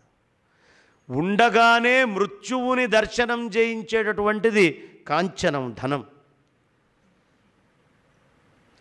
వాడికి ఏం నేర్పించాలి చిన్నప్పటి నుంచి? నువ్వు ఆశ, కోరిక, జీవనం, ఉత్తమం, డబ్బు సంపాదించు. వాడు నీ చావు గురించి ఆలోచిస్తాడు. లేదా బాగా ఎక్కువ డబ్బు ఉండి నీ డబ్బు చాలా చిన్నదైపోతే ఇంకా ఎక్కువ డబ్బున్నోడు ఎవడు పోతే నాకేమొస్తుందా అని ఆలోచిస్తాడు. కానీ ఈ ధనము అనేటటువంటిది మృత్యువుని కోరుకుంటుంది, చావుని కోరుకుంటుంది ధనం. అబ్బో, మా అమ్మ గూట్లో 50 పట్టు చీరలు ఉన్నాయి అని అమ్మాయి అంది. ఎవరి దృష్టి అయినా దాని మీద పడ్డది అంటే దాని అర్థం ఏమిటి? వీళ్ళ మనస్సు దాని చుట్టూ తిరుగుతోంది అని. ఈ మనస్సు దాని చుట్టూ తిరుగుతోంది. తిరగడం దీని నైజం. ఇలా విషయాల మంట పెట్టుకొని ఎప్పుడూ పెంచుకుంటూ పోతున్నాం. అది కాకుండా నిజాత్మతత్వం వైపు మనమందరము వెళ్ళాలి అని చెబుతూ ఆత్మవస్తు కామాయ సర్వం ప్రియం భవతి, ఈ ఆఖరి మాట చెప్పి మొత్తం వైదిక వాంగ్మయమంతా 2 ముక్కల్లో చెప్పండి అన్నారు. చెప్తాను అన్నాడు. వేదం చెప్తుంది 2 ముక్కల్లో వైదిక వాంగ్మయం అంతా ఏమిటండి? తత్ సత్. హరి ఓం అనేసి తత్ సత్ అంటున్నాం కదా, తత్ సత్ ఇదే వైదిక వాంగ్మయం అంతా కూడా. ప్రపంచంలో ఉన్నటువంటి సత్యం అంతా కూడా తత్ సత్, పరమాత్మ. అంతకు మించింది ఇంకేం లేదు, అది తప్ప ఇంకొక వస్తువు లేదు. ఈ కనిపించేదంతా మాయే. దీన్ని పట్టుకొని గనక ముందరికి వెళ్తే ఇబ్బంది పాలవుతాం. ఎలా జీవించాలో తెలుసా? ఈ భూమి మీద చెట్టు కొమ్మ మీద ఉన్న మనిషిలాగా జీవించకూడదు, చెట్టు కొమ్మ మీద ఉన్న పక్షిలాగా జీవించాలి. కొమ్మ విరిగిందనుకోండి, మనిషి అమాంతం కింద పడిపోతాడు. అదే కొమ్మ విరిగిన పక్షి అలానే పైకి ఎగిరి వెళ్ళిపోగలదు. మన మనస్సుని కూడా అంత తేలికగా, అంత జాగ్రత్తగా దాన్ని కాపాడుకుంటూ ఉండాలి. అలా గనక మనం కాపాడుకోలేదనుకోండి, మనం ఏమీ సాధించలేము. ఈ విషయాన్ని మనం ఎప్పుడూ మర్చిపోకూడదు. ఎప్పుడూ మనం మర్చిపోకూడదు, ఎప్పుడూ గుర్తుంచుకోవాలి అనే విషయాన్ని చెప్తూ, ఆత్మవస్తు కామాయ సర్వం ప్రియం భవతి. నీకు నువ్విష్టం కాబట్టి ఇతరులను ఇష్టపడుతున్నావు. బృహదారణ్యకం చెప్తుంది, ఒకడు భార్య, తల్లి, తండ్రి, పిల్లలతో పాటు పడవలో వెళ్తున్నాడు. ఉన్నట్టుండి పడవ మునిగిపోయే పరిస్థితి వచ్చింది. మధ్యలో ఉన్నాడు. వీపు మీద అందరినీ పెట్టుకొని కష్టపడి ఈత కొడుతున్నాడు. ఇక నేను ఈత కొట్టలేను, కొంచెం బరువు తగ్గాలి అనుకున్నప్పుడు తండ్రిని వదిలిపెట్టాడు. ఇంకొంచెం ముందరికి వెళ్ళాడు. ఆ ముసలి వాళ్ళు అయిపోయారు, వాళ్ళు జీవితంలో అన్నీ చూశారులే అని తల్లిని వదిలిపెట్టాడు. ఇంకొంచెం ముందరికి వెళ్ళాడు. ఇంకొంచెం బరువు తగ్గాలి, నా భార్య నాతోటి ఉంటే ఇంకో పిల్లోడిని నేను గనొచ్చు, ఇది నాకు అన్ని సేవలు చేస్తుంటుంది అని వాడిని వదిలిపెట్టారు. ఇంకొంచెం దూరం వెళ్ళాడు, ఇంకోడిని వదిలిపెట్టాడు. ఇప్పుడు ఉన్న భార్యని కూడా వదిలిపెట్టందే నేను ఒడ్డుకు వెళ్ళలేను అన్నప్పుడు భార్యని కూడా వాడు వదిలిపెట్టి ఈత కొట్టుకుంటూ ముందరికి వెళ్ళాడు. ఈ కథ సారాంశం ఏమిటి అంటే, ఆత్మవస్తు కామాయ సర్వం ప్రియం భవతి. నీకు నువ్విష్టం, ముందు వదిలిపెట్టాల్సి వస్తే ముందు వీడినే వదిలిపెట్టుకోవచ్చుగా, చస్తే వదిలిపెట్టుకోడు. ఎందుకంటే వీడికి వీడిష్టం, వీడిష్టం వల్ల ఇన్ని తెచ్చుకొని పెట్టుకున్నాడు. ఒక్కొక్కటి వదిలిపెట్టేయాలి అనుకుంటాడు. డైవర్స్ ఎందుకు కోరుకుంటున్నారమ్మా? ఎవడికి వాడి ఇష్టం కాబట్టి. పెరుగుతున్నాయి కేసులు ఈ మధ్య. ఎవడికి వాడిష్టం. ఓ బాధ్యత, సంసారము, సక్రమము, క్రియ, మగవాడు వాడు ఎంత స్థాయిలో ఉండాలి, ఆడవాళ్ళు వాళ్ళు ఎంత స్థాయిలో ఉండాలనే పెళ్ళి అర్థాలు చెప్పక మన సంసారాలన్నీ పోతున్నాయి. చాలా బాధాకరమైన విషయం. మొట్టమొదట పెళ్ళి చేయాలి అని అనుకునేటప్పుడు ఎవరైనా పెళ్ళి గురించి బ్రహ్మాండంగా చెప్పగలిగే ప్రవచనకర్తను ఒకళ్ళని తీసుకెళ్ళండి. వాళ్ళ కూర్చోబెట్టి పెళ్ళి అంటే ఇది, ఇంత ఉంటుంది, ఇన్ని విషయాలు ఉంటాయి, ఇవన్నీ అని కేటగారికల్గా విభజించి మొత్తం చెప్పండి. వాటి అర్థాలు చెప్పండి, ఎలా జీవించాలో చెప్పండి. మంగళసూత్రం ఎందుకు మెడలో కడుతున్నాడు? ఏ కాలికో, చేతికో, నడుముకో కట్టచ్చుగా. కంఠానికే ఎందుకు కడుతున్నాడు? మాంగళ్యంతంతునా నేనా మమ జీవన హేతునా కంఠే బధ్నామి సుభగే త్వం జీవ శరదాం శతం. ఎక్కడ కంఠానికి కడుతున్నాడు, కంఠే బధ్నామి. ఎందుకో తెలుసా అమ్మా? ఈ మాట దయ ఉంచి కొత్తగా పెళ్ళయ్యేటటువంటి పిల్లలకి మీరు చెప్పండి. ఏమండి మోక్షం అంతా చెప్పి మళ్ళీ ఇది చెప్తారేమిటి? ధర్మార్థ కామాలు సక్రమంగా లేకపోతే మోక్షం రాదు. ధర్మం చెప్పా, అర్థం ఎంత నష్టం చేస్తుందో చెప్పాను. కామములో గుర్తుంచుకోవాల్సిన ఒక ఘట్టం చెప్పాలి కాబట్టి ఇది చెప్తున్నా. మోక్ష ధర్మాలు కూడా అయిపోయాక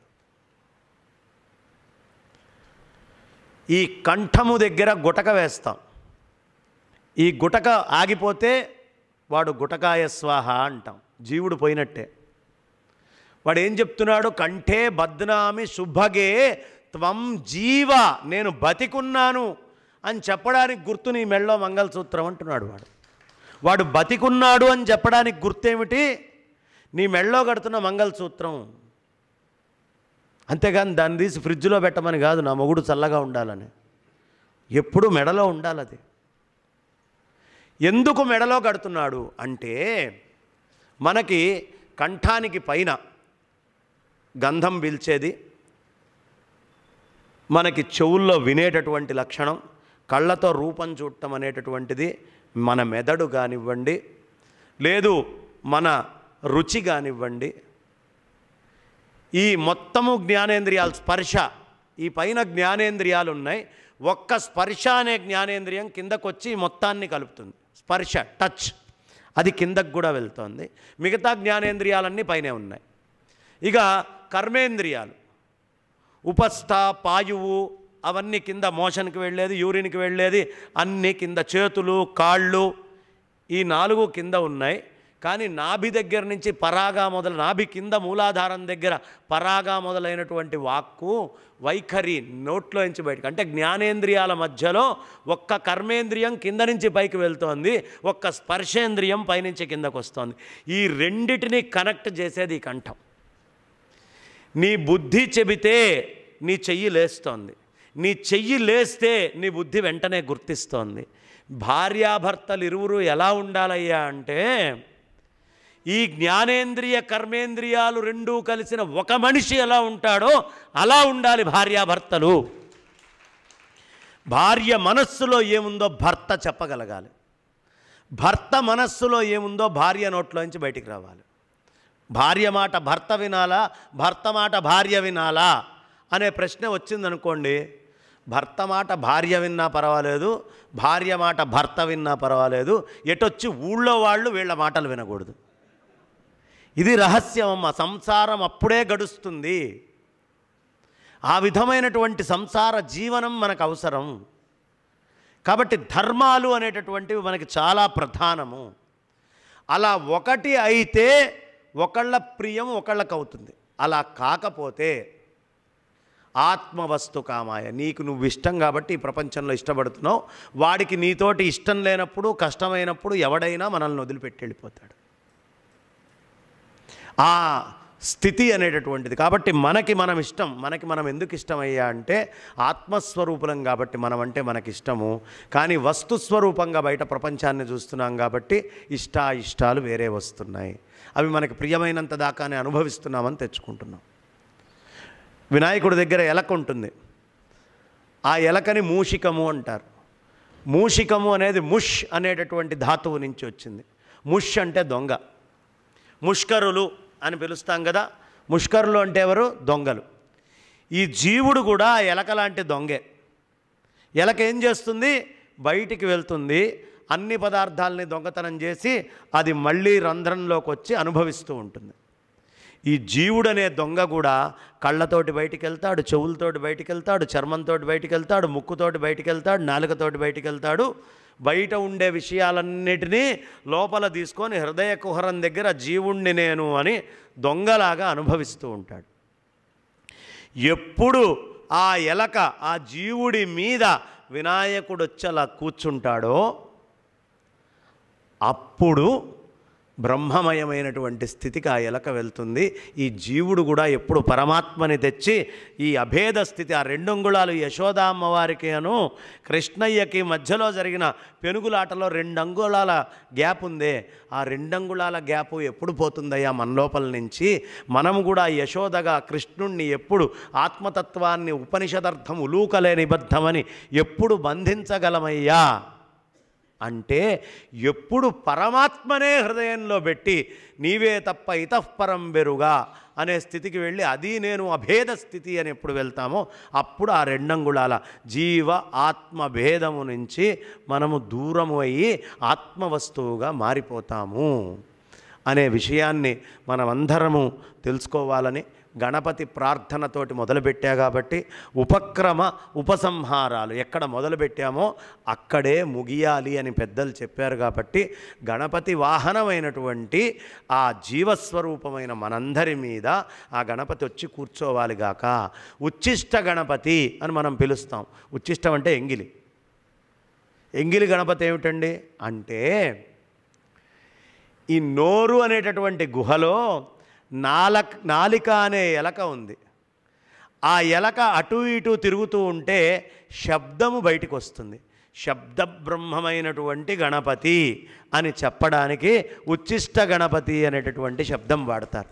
కాబట్టి అలాంటి శబ్ద బ్రహ్మము ఈ 3 రోజులు ఈ ఆవరణలో పరమాత్మచే అందించబడ్డది. కాబట్టి ఆ శబ్ద బ్రహ్మాన్ని హృదయమునందు ధరించి తద్ధారణ చేసి అది మీరు అభేదమనే స్థితికి చేరాలని మనస ఆ పరమాత్మని ప్రార్థిస్తూ ఆదిశంకర భగవత్పాదాచార్య గురువర్యులకి ఇంత అద్భుతమైన స్తోత్ర వాంగ్మయాన్నిచ్చి చతురామ్నాయ పీఠాలని స్థాపించి 4 దిక్కుల 4 పీఠాలని పెట్టి 32 సంవత్సరాలు సంవత్సరాలలో పరిపూర్ణంగా యావత్ భారతదేశాన్ని 3 సార్లు చుట్టి ఇవాళ శంకరాచార్యుల వారు ఈ ప్రదేశంలో నడయాడారు అని చెప్పడానికి నాకు సాక్ష్యం ఏమిటయ్యా అంటే ఎదురుగుండా కూర్చున్న మా ఆచార్య గారే. వారు నిత్యము ఏ శ్రీకూర్మనాథుడికైతే అర్చన చేస్తున్నారో అక్కడికి రామానుజాచార్యుల వారు వచ్చారు, శంకరాచార్యుల వారు వచ్చి సాలగ్రామాన్ని అక్కడ బహూకరించారు అని చెబితే శంకరుడు నడియాడినటువంటి భూమిలో కూర్చొని శంకర స్తోత్ర నిధిని ఈ 3 రోజుల పాటు చెప్పుకున్నటువంటి మనందరము ధన్యము. ఈ భాగ్యాన్ని నాకు కలిగించినటువంటి రాజరాజేశ్వరి లలితా మహాత్రిపుర సుందరీదేవి పీఠము వారికి, ప్రత్యేకంగా మా రామ వెంకట చంద్రశేఖర శర్మ గారికి, మరీ ప్రత్యేకంగా ఇవాళ నా దేవతార్చన కూడా వాళ్ళింట్లోనే జరిగింది. ఏ తల్లి అన్నం పెడుతుందో దాని నుంచే మనస్సు వస్తుంది. ఆ తల్లి పెట్టింది తిని ఆ మనస్సుతోటి 4 మంచి విషయాల్ని ఇక్కడ ఉండి నేను పంచుకున్నాను అని నేను ప్రప్రథమంగా ఆ దంపతులు ఇరువురికి కూడా నమస్కరించుకుంటూ, అలాగే ఈ ఉపనిషత్ మందిరం ద్వారా మనకి అద్భుతంగా ఇంత ఏర్పాటు చేసినటువంటి పెద్దలు అనేక మందిని పిలిపిస్తున్నటువంటి వారి పేరు చాలా పెద్దదైనా మీ అందరికీ సుపరిచితమైనటువంటిది గుమ్మా నాగేష్ గారు కాబట్టి వారికి కూడా అనేకమైనటువంటి ధన్యవాదాలు తెలియపరుస్తూ, ఇలాంటి కార్యక్రమాలు ఇంకా భవిష్యత్తులో అనేక మంది ప్రవచనలకర్తలతో అనేక విధాలుగా ఇక్కడ బహుముఖంగా, ఒక్క ముఖం కాదు, షణ్ముఖుడికి 6 ముఖాలు ఉన్నట్టు అనేకమైనటువంటి చక్కగా మనందరికీ కూడా మన ఆచార్యుల వారు చెప్తారు. రామానుజాచార్యుల వారు ఎవరు అవతారం అయ్యా అంటే ఆదిశేషుడు అవతారం. ఆయనకు ఒక శ్లోకం ఉంది, సమస్తయ్యంత పర్యంత చర్యాపర్యాయ వేధసే నరవేషాయ శేషాయ నమో వేదాంత వేదినే అని రామానుజాచార్యుల వారికి ఒక స్తోత్రం ఉంటుంది. ఆ స్తోత్రములో శేషుడు అనే శబ్దం వాడుతున్నాం కదా, 1000 తలకాయలతోటి ఉండేటటువంటి ఆ శేషుడు ఆ 1000 తలకాయలతోటి ఎలా అనేకమైనటువంటి సామగానాలని చేస్తాడో అలా ఈ బాపూజీ కళాక్షేత్రం నుంచి కూడా ఇక్కడ ఉండే ప్రాంత ప్రజలకి, ఇప్పుడున్న వాళ్ళకి, ఇక ముందుండే వాళ్ళకి, ఆ తర్వాత తరానికి ఎప్పుడూ ధర్మము ఇలా అందుతూ ఉండుగాక అని నేను మనస్సా ఆ పరమాత్మని ప్రార్థిస్తూ, ఇంత చక్కటి అవకాశాన్ని ఇలాగే కలిగిస్తూ ఉండాలి అని వారిని కోరుకుంటూ, ఇక నేను ఇందాకటి నుంచి చాలా సందర్భాల్లో మా నిష్టల నరసింహమూర్తి గారి గురించి చెప్తూనే ఉన్నా. మొదటిసారి వారిని కలిసిన వారి యొక్క ఆ విషయ విజ్ఞాన కౌశలం చాలా గొప్పది. ఎంత చూస్తున్నా, ఎంత వింటున్నా ఇంకా ఇంకా వినాలి. వాస్తవానికి అక్కడ కూర్చొని